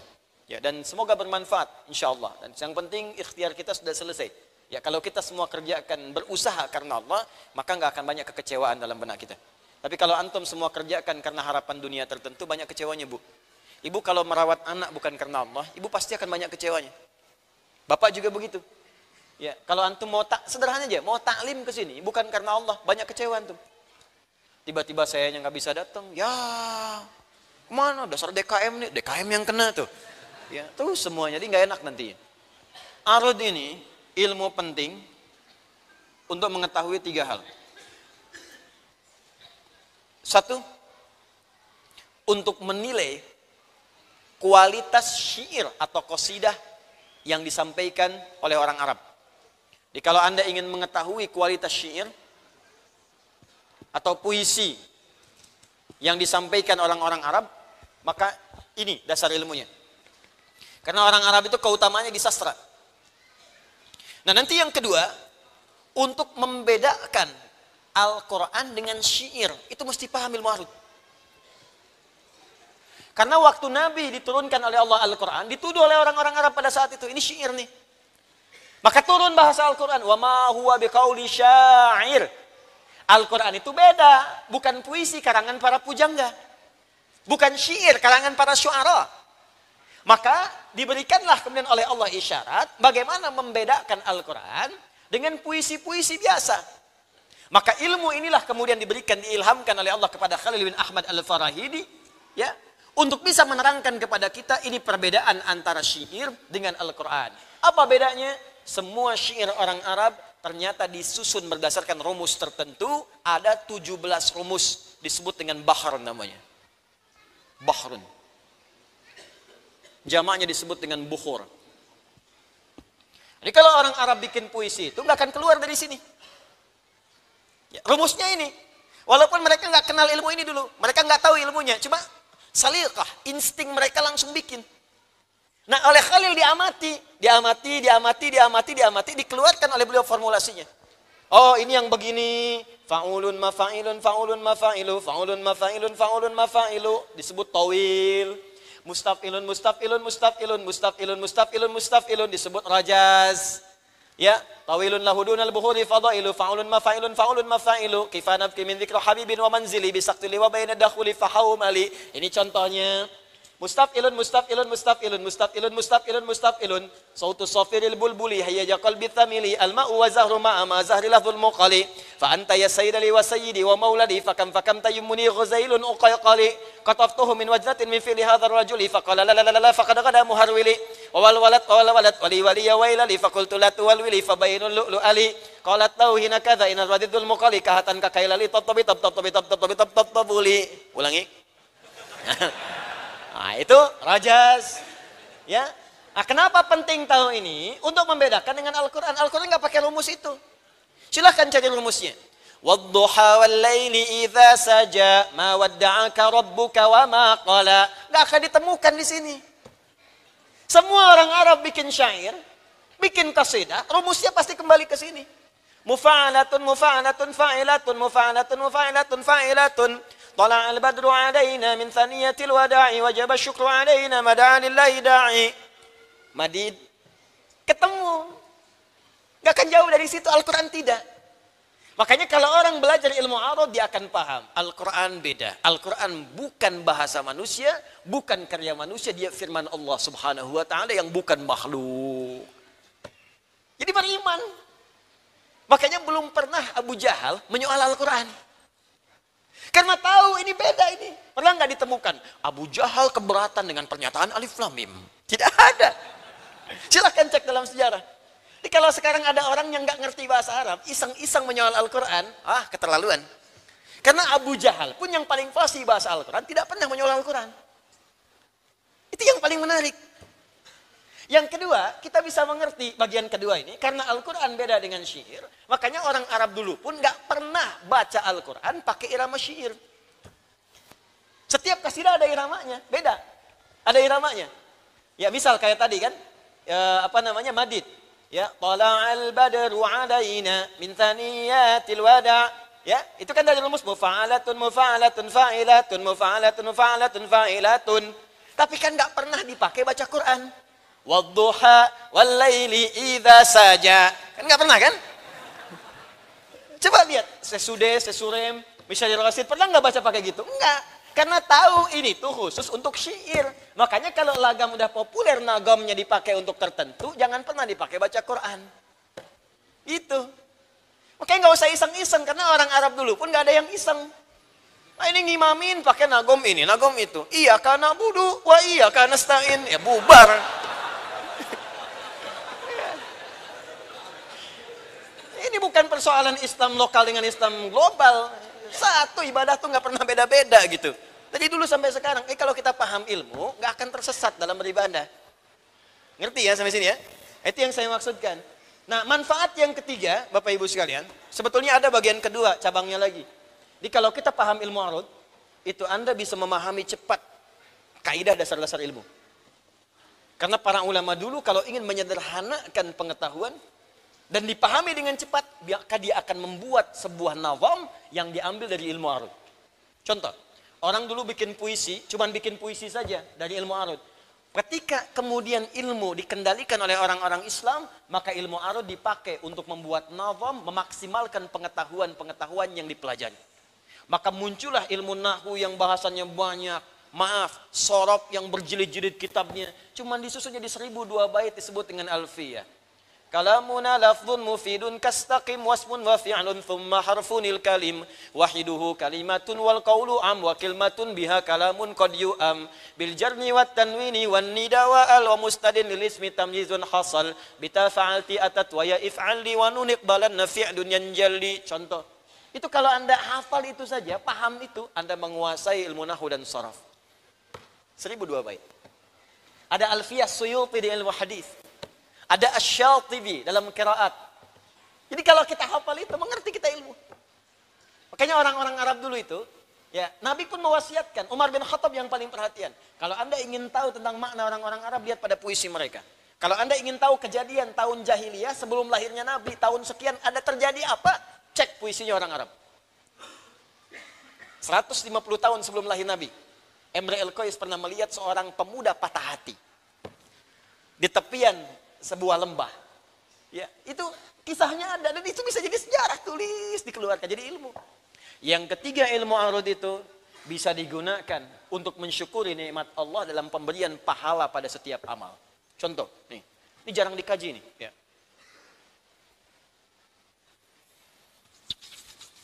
Ini kalau kita bisa menerapkan, jadi saya tuh ingin begini ya, coba Qurannya dipakai.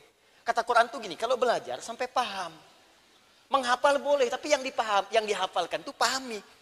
Di banyak orang sekarang menghafal tapi nggak ngerti. Contoh paling gampang, orang Islam sholat, hafal bacaan tapi nggak ngerti yang dibaca. Walau tidak semuanya. Sekarang saya kan sering katakan, dulu ibu saya saja, kalau saya pulang dari sekolah, itu ditunggu belajar apa? Dibuka, dilihat, ditanya dan seterusnya. Sekarang saya tanya pada bapak ibu sekalian, berapa banyak anak pulang ke rumah dicek lagi bacaannya? Dicek lagi apa yang ia pelajari? Tinjau kembali. Arud. Bapak ibu masih ingat kalau kita baca Al-Quran pahalanya berapa? Setiap hurufnya? 10 ya. Hadis di At-Tirmidzi nomor hadis 2010. Man qara'a harfan min kitabillahi falahu 10 hasanat. Siapa yang membaca satu huruf dari kitabullah, dia mendapatkan setiap hurufnya 10 kebaikan. Contohnya langsung dari Nabi, walam aqul alif lam mim harfun. Saya tidak katakan kata Nabi alif lam mim itu satu huruf. Walakin alifun harfun, lamun harfun, mimun harfun. Walikulli harfin 10 hasanat. Tapi alifnya satu huruf, lamnya satu huruf, mimnya satu huruf. Setiap hurufnya 10 kebaikan. Kalau Anda baca dengan pengetahuan biasa, tanpa dasar ilmu arud, maka orang akan menyimpulkan ini 1, ini 2, ini 3. Jelas? Jadi 1, 2, 3. Ada berapa? 3. Setiap satu hurufnya berapa pahalanya? 10. Kalau 3 kali 10 berapa? 30. Kalau Anda baca dengan ilmu arud, maka ilmu arud itu diantara cara memahaminya adalah menuliskan apa yang dibacakan, bukan rumus yang terlihat. Ini kan tulisan, simbol. Apalagi Al-Quran sifatnya bacaan. Dalam ilmu arud, kalau Anda ingin menuliskan, yang dibacakan itu yang dituliskan. Dan rumus Nabi-nya jelas. Kata Nabi ini apa? Alifun. Maka tulisan alif itu begini. Alif. Lamun. Mimun. Mim. Alifun. Alif. Ada berapa huruf? 1, 2. Jadi dari sini dapat berapa? 3. Ini pun belum tentu 3 karena ini hamzah namanya. Hamzah. Hamzah ada berapa huruf? 1, 2, 3, 4. Belum tentu 4 karena ini ha namanya. Perhatikan cara memahaminya. Ini yang dimaksudkan, orang yang hanya mengejar pahala yang terhitung, maka dia akan diberikan pahala sesuai dengan hitungan. Tapi orang yang meniatkan bacaan Qur'annya karena Allah, maka dia akan diberikan tanpa pernah terhitung dalam hitungan manusia. Ini yang dimaksud firman Allah di Quran surah kedua Al-Baqarah di ayat 261 ketika Allah menerangkan pahala bagi orang infak. Mathalul ladzina yunfiquna amwalahum fi sabilillah kamathali habbah ambatat sab'a sanabil fi kulli sumbulatin mi'atu habbah. Banyak orang potong cuman sampai sini. Termasuk saya sayangkan juga beberapa ustadz, kenapa potong sampai sini? Bapak Ibu pernah dengar nggak? Kalau orang infak pahalanya 700, pernah dengar? Ya kan? Setiap satunya nilainya 700. Ini ayatnya belum sempurna. Pakai dalil ayat tadi. Matsalul ladzina yunfiquna amwalahum fi sabilillah. Setiap orang infak diniatkan karena Allah. Ya kamatsali habba. Setiap satunya diniatkan, maka tumbuh dia satu biji pahalanya. Ambatat sab'a sanabil. Setiap satu bercabang jadi 7. Jadi rumusnya 1 kali 7. Fi kulli sumbulatin mi'atu habbah.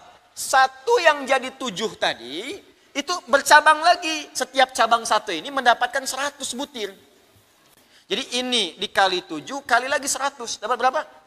700. Jadi kalau Anda infak misalnya, malam ini bismillah saya infak 1000.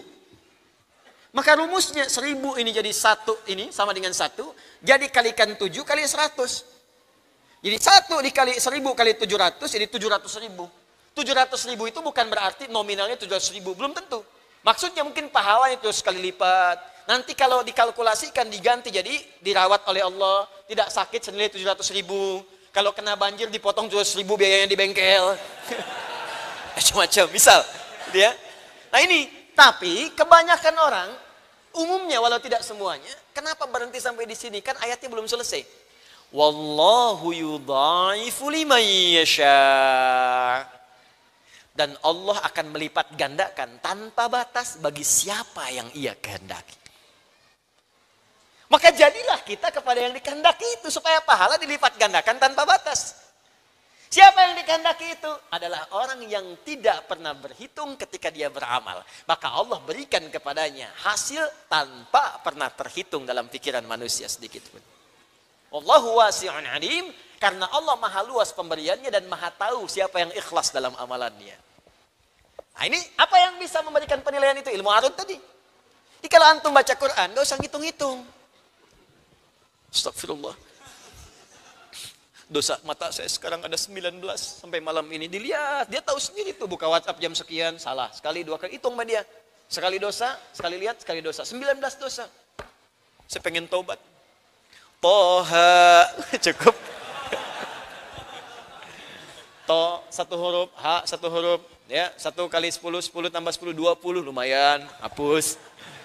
Nah, itu prinsip yang keliru. Kalau baca Quran gak usah ngitung-ngitung, baca aja. Nanti kita lihat sebelum wafat berapa pahala yang mengalir untuk kita. Paham sampai sini? Baik, terakhir saya tutup dulu untuk bab ini. Yang keempat saya lewati karena sudah saya terangkan di pertemuan lalu, makna ihdinas siratal mustaqim. Terakhir, walladzi ikhtarahu al-awwal wa qad bayyana dzalika mustawfan fi kitabina al-mawsum bil insaf fi masail al-khilaf. Persoalan tadi telah dibahas di dalam kitab Al-Insaf fi masail al-khilaf. Ini karangan di sini disebutkan Ibnul Anbari. Nama lengkapnya Kamaluddin, enggak ada di kitab. Kamaluddin Abul Barakat Abdurrahman bin Muhammad bin Abu Sa'id Al-Anbari. Ya. Gelarnya Kamaluddin. Ya. Abul Barakat Abdurrahman. Di kitab itu nggak disebutkan supaya jadi tambahan. Bin Muhammad. Ada yang menyebutkan bin Al-Wafa. Ada yang menyebutkan bin Ibn Abi Sa'id. As-Sa'id Al-Anbari. Dari Anbar. Ada kurma Anbar dari Irak. Ya. Ini ulama besar, pakar bahasa. Punya kitab namanya Al-Insaf fi Masailil Khilaf Bainan Nahwiyin Al-Basriyin Wal-Kufiyin. Ya, kami belajar kitab itu, makanya tadi saya tuliskan, saya hafal. Ya. Karena belajar kitab itu dan diselesaikan saat kuliah. Jadi ada kitab namanya Al-Insaf fi Masailil khilaf. Makanya belajar bahasa, saya dulu meniatkan belajar bahasa untuk bisa berkhidmat kepada Al-Quran. Saya mencintai Al-Quran dari sejak kecil. Makanya memilih jurusan bahasa Arab untuk mendalami itu. Sambil belajar itu, talaqi tafsir, pergi ke Syekh Azhar, pergi ke beberapa tempat supaya kita bisa maksimal memahaminya. Tujuannya ke situ. Kalau cuma belajar bahasa saja untuk apa? Ya, pujangga sudah banyak lah gitu kan. Untuk apa? Cuman belajar sesuatu yang tidak ada fungsinya. Gunakan alat untuk memahami hakikat. Jelas ya? Baik. Terakhir. Khamisan amin. Ah, ini amin.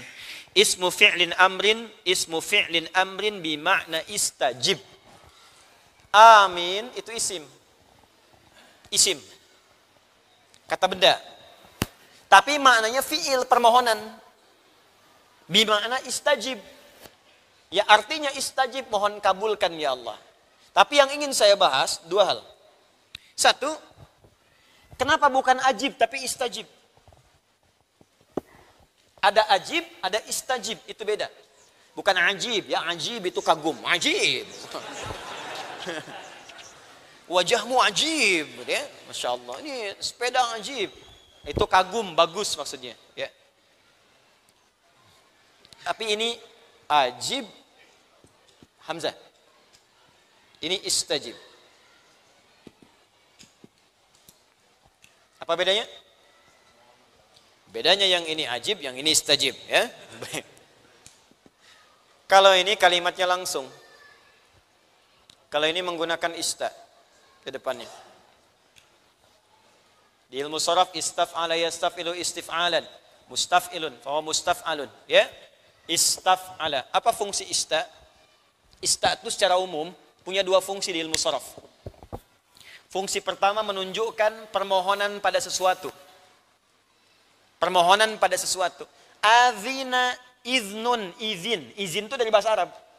Kata izin dari bahasa Arab. Azina mengizinkan, izin bahasa Arab. Memohon izin, minta izin pakai ista, istadzana, istidzan, minta izin. Jelas? Baik. Yang kedua fungsinya menunjukkan usaha yang sungguh-sungguh untuk meraih sesuatu. Contoh, hasuna, baik. Istahsana, istihsan. Usaha yang sungguh-sungguh supaya jadi baik. Jelas? Hasuna, baik. Hasan sifatnya. Ihsan, keadaan yang diawasi menjadi baik. Istihsan, usaha sungguh-sungguh menjadi baik. Jelas? Ajib, mohon jawab ya Allah. Istajib, minta dijawab. Kenapa menggunakan ista? Untuk memberikan pesan. Kalau pengen dijawab oleh Allah, maka usahalah yang sungguh-sungguh. Salatnya serius. Salatnya khusyuk. Salatnya benar. Jadi kalau aminnya pengen dijawab, amin, amin. Kata amin itu didahului dengan kesungguhan. Makanya kalau orang amin, amin, amin sampai kiamat kurang 2 hari, tapi nggak pernah serius mengerjakannya, nggak akan turun jawaban. Ya Allah, mudahkan pernikahanku nanti. Ikhtiar dulu.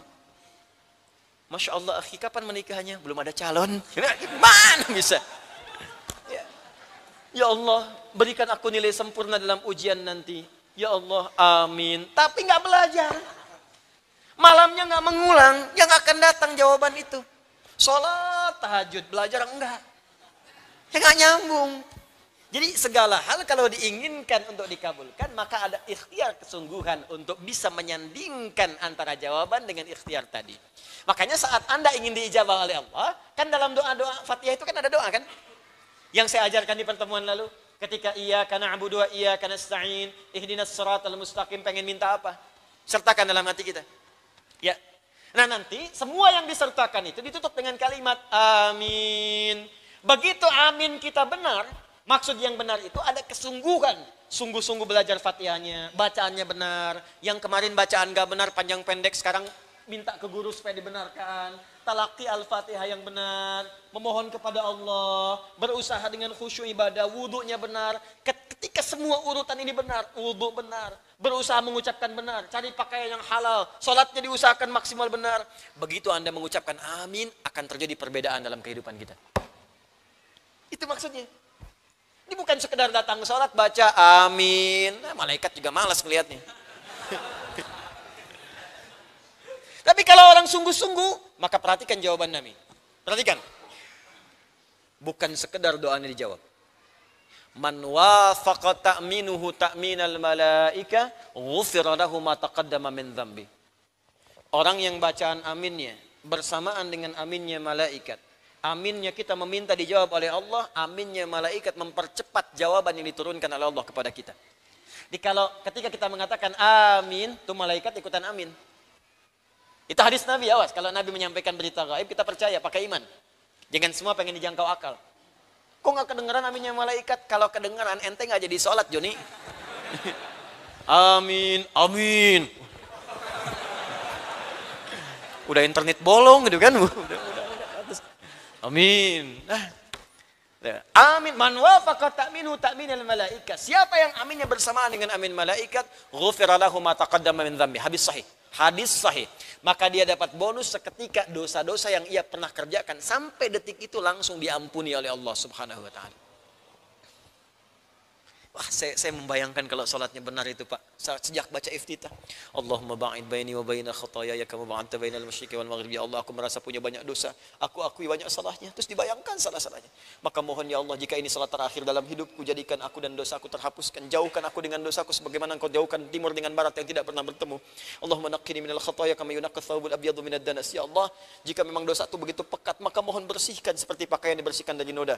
Allahumma naqqini minal khataaya bil ma'i wal thalji wal barad. Allahumma ghsilhu bil ma'i wal thalji wal barad. Ya Allah, jika memang dia begitu lekat, maka mohon walaupun dengan air yang dingin bersihkan dan hilangkan dosa itu dariku. Aku enggak ingin tampak di hari kiamat, ya Allah. Lalu setelah itu dia baca Al-Fatihah, minta kebaikan kepada Allah, minta kemuliaan, minta doa. Begitu mengucapkan amin, meninggal dia pada saat itu, dosa diampuni, pahala datang. Itu caranya. Oke, coba berusaha tiap hari itu, latih lebih baik lagi, lebih baik lagi. Mau sampai kapan gitu? Mau sampai kapan? Mau sampai kapan? Berusaha lebih baik. Nanti kita rasakan kemuliaannya, enak. Ya mungkin tadi itu, apa yang kita bacakan itu tidak sampai kepada hati. Karena nggak sampai kepada hati, jadi nggak jadi bimbingan kepada anggota tubuh kita. Kalau hatinya tulus, ini ke mata jadi bimbingan sampai ke ujung kaki. Jelas ya? Nah, ini kalimat amin. Yang terakhir di amin ini, bagian keduanya, berapa harokat baca amin dibacakan? Amin. 2 harokat. Amin. 4 harokat. Amin. 6 harokat. Pilih 2, 4 atau 6. Nah, yang 6 angkat tangan. Enggak apa-apa. Tanggung jawab. Ya. Yang 4? Pak. Yang 2? Baik. Yang benar tanpa harokat.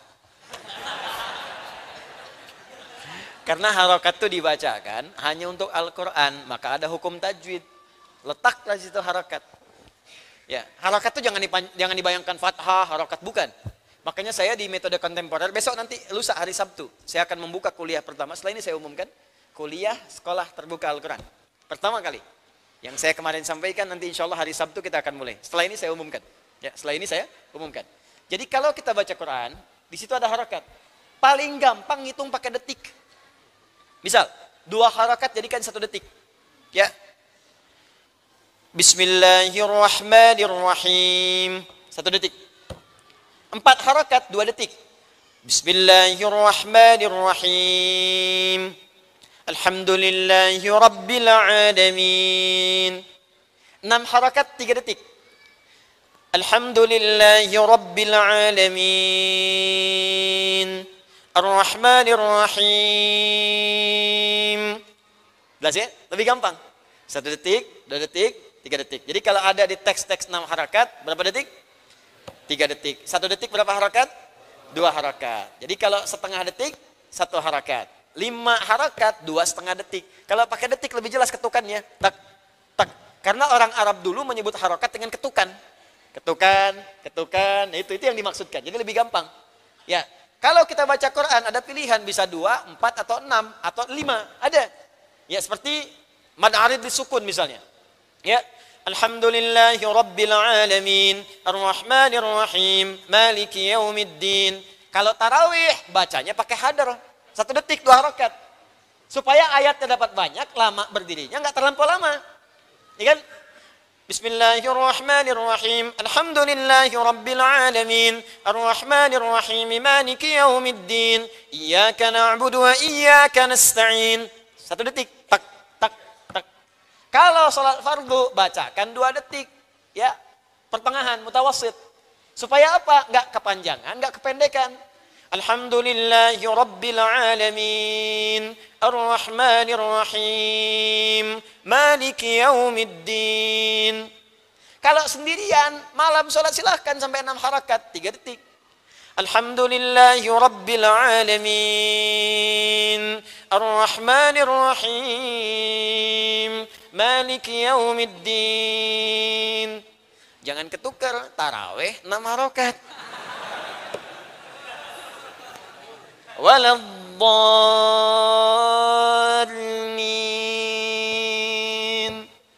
Amin. Alif lam mim. Oh, udah nggak kuat. Ya. Nah, tapi kalau di luar Quran, hukum harakat tidak berlaku. Hanya ada kepantasan saja, cocoknya pendek atau panjang. Contoh adzan. Adzan kan bukan lafaz Quran, tapi adzan harus pakai bahasa Arab. Makanya dalam kalimat Allah di situ bisa panjang, bisa pendek tanpa batas. Allahu Akbar, Allahu Akbar. Pendek kan? Tapi begitu menyebutkan yang kedua, Allah, silahkan sepanjang-panjangnya. Ya, sampai mau habis napas. Salah, kalau di Quran nggak boleh panjang-panjang, matafi 2 harakat. Tapi dalam adzan bebas. Hayya 'alal falah. Salat ada dalam Quran, tapi dalam adzan bebas. Hayya 'alas salah. Nggak harus dipatok, nggak bisa 2 harakat, matafi. Kasihan yang adzan. Hayya 'alas salah. Nggak beres-beres tuh. Cepat, terlalu singkat. Jelas ya? Nah, amin pun begitu. Jadi kalau ingin pendek, boleh. Amin. Cukup. Amin. Amin. Jelas? Tapi lihat kepantasan. Sekiranya bisa menyesuaikan dengan irama imam dan keadaan makmum pada umumnya. Karena itu indahnya dalam sholat, suara imam itu akan diiringi dengan volume amin yang sesuai dengan suaranya. Gak pernah ada imam baca kencang, aminnya pelan. Dan tidak juga imamnya pelan, aminnya kencang. Selalu akan seimbang. Coba antum ikuti. Ghairil maghdubi alaihim waladdallin.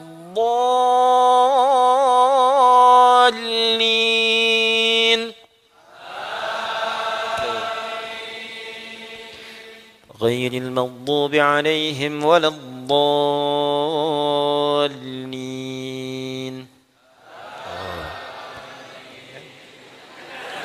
Benar kan?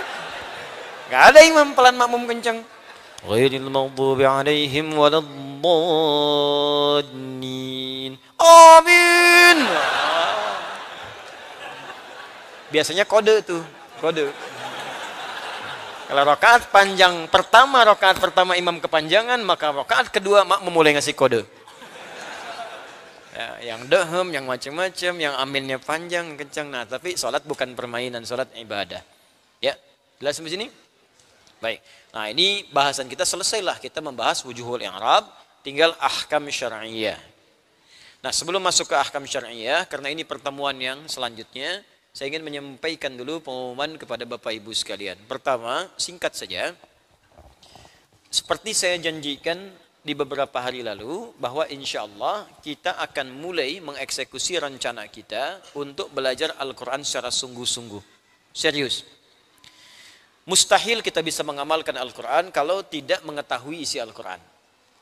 Kalau kita tidak tahu isi Al-Quran, maka kita berusaha mencari mushaf. Tapi kan mushaf gak bisa dibawa ke setiap tempat. Yang paling gampang kita bisa hafalkan itu sehingga Quran menjadi bagian yang menyinari tubuh kita dan tindakan kita. Insya Allah, seperti saya sampaikan, akan dieksekusi harapan kita untuk berusaha menghafal Quran. Saya bikin 2 metode. Pertama, karantina yang 30 juz itu 30 hari dengan masa induksi 10 hari. Yang kedua, ini yang terbuka untuk semua dan nyaman, bisa dikerjakan dimanapun.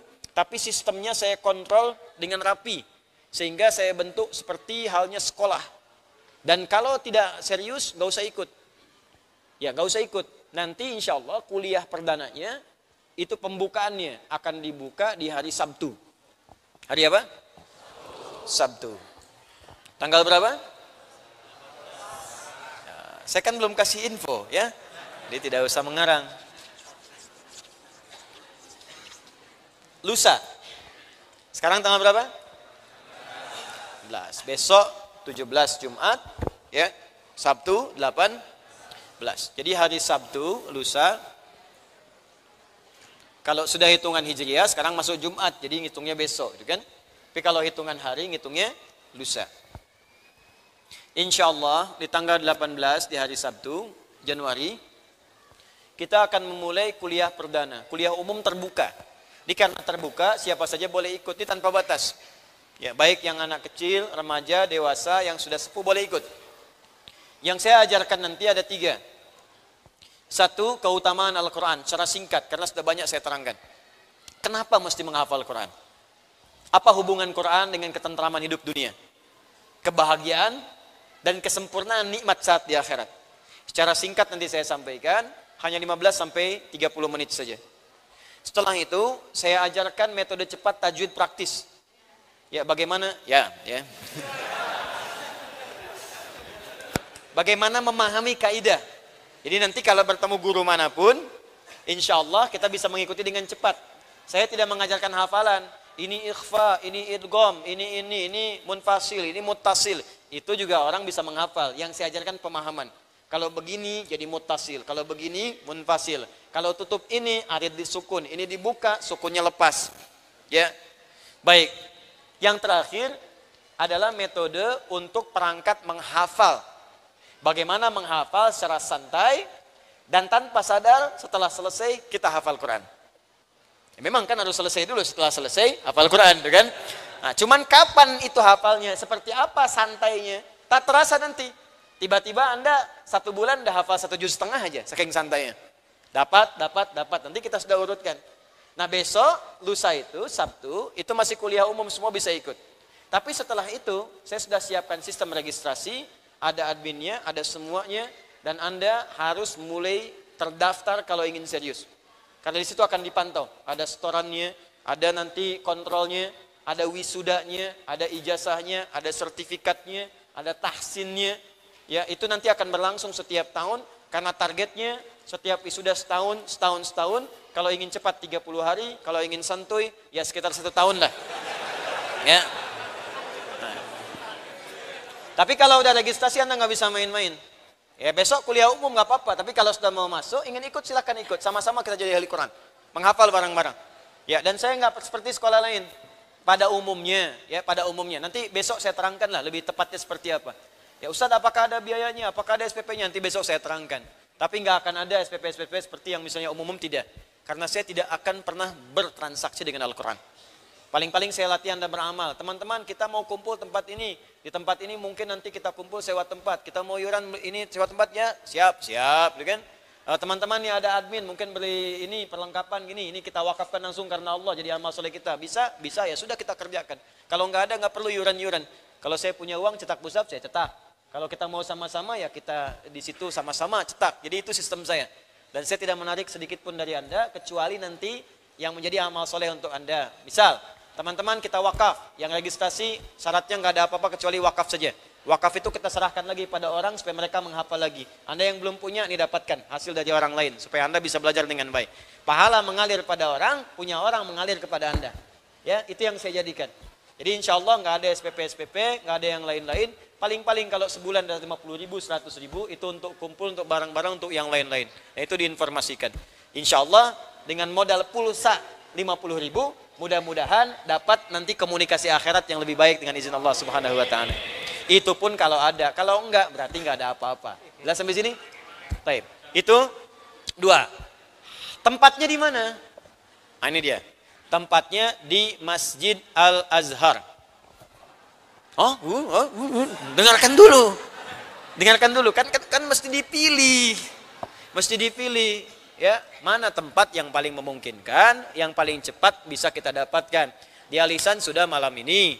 Ya kan kita harus hargai juga. Di sini ada komplek, ada aktivitas, ada macam-macam, ya. Kalau sekarang Masya Allah, semoga Allah berikan rahmat kepada warga komplek di sini, ada PTM, ada PJS, ada Greenview. Ini kan tidak mudah Bapak Ibu sekalian. Datang banyak orang lewat, mungkin ada aktivitas. Berapa banyak warga komplek yang menyimpan mobilnya keluar supaya Anda bisa masuk ke sini.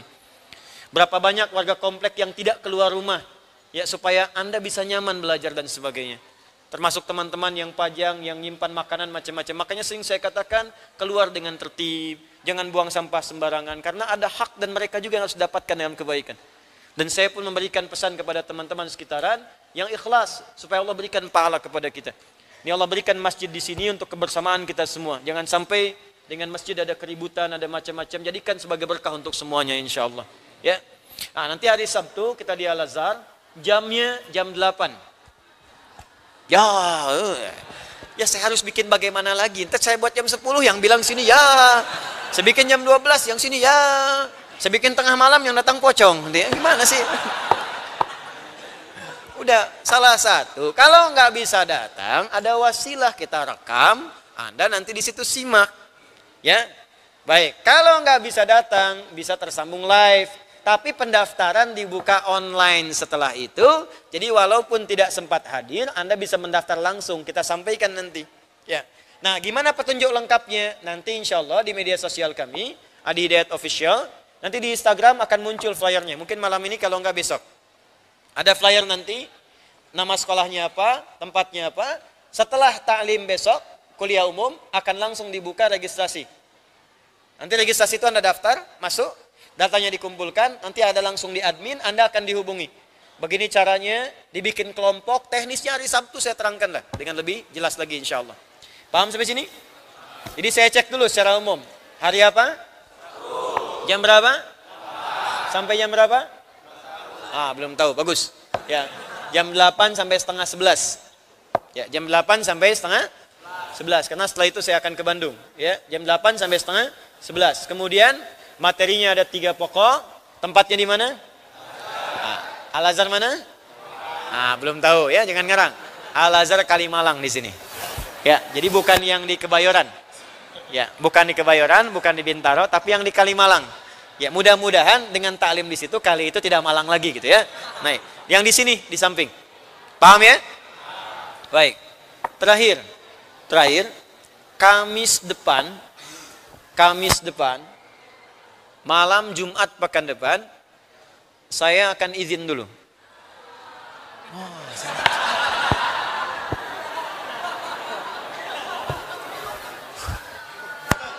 Bu, ibu kalau mau datang, silahkan. Cuman saya nggak ada gitu. Saya mau ke Korea dulu, ya. Sebentar, ntar pulang lagi.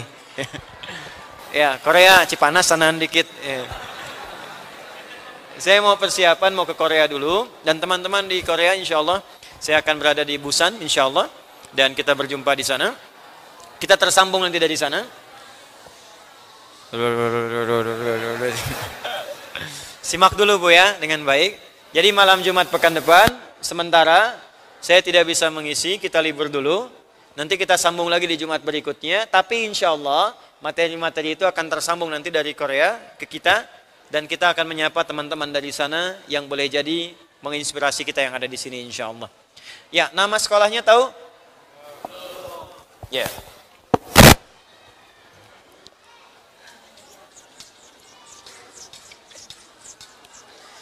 Nama sekolahnya nanti Sabtu saya beritahu lengkapnya. Tapi saya pengen tanya, mau hafal Quran? Mau jadi ahli Quran? Ya, mau sama-sama berusaha jadi ahli Quran? Baik.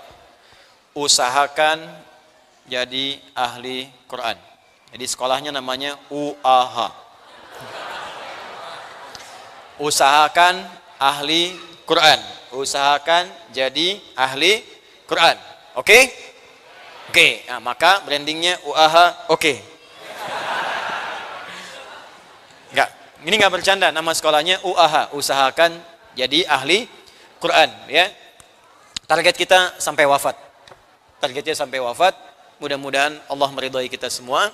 Ya, jadi nanti hari Sabtu kita mulai, kita bertemu dan semoga semuanya dilancarkan oleh Allah Subhanahu wa taala.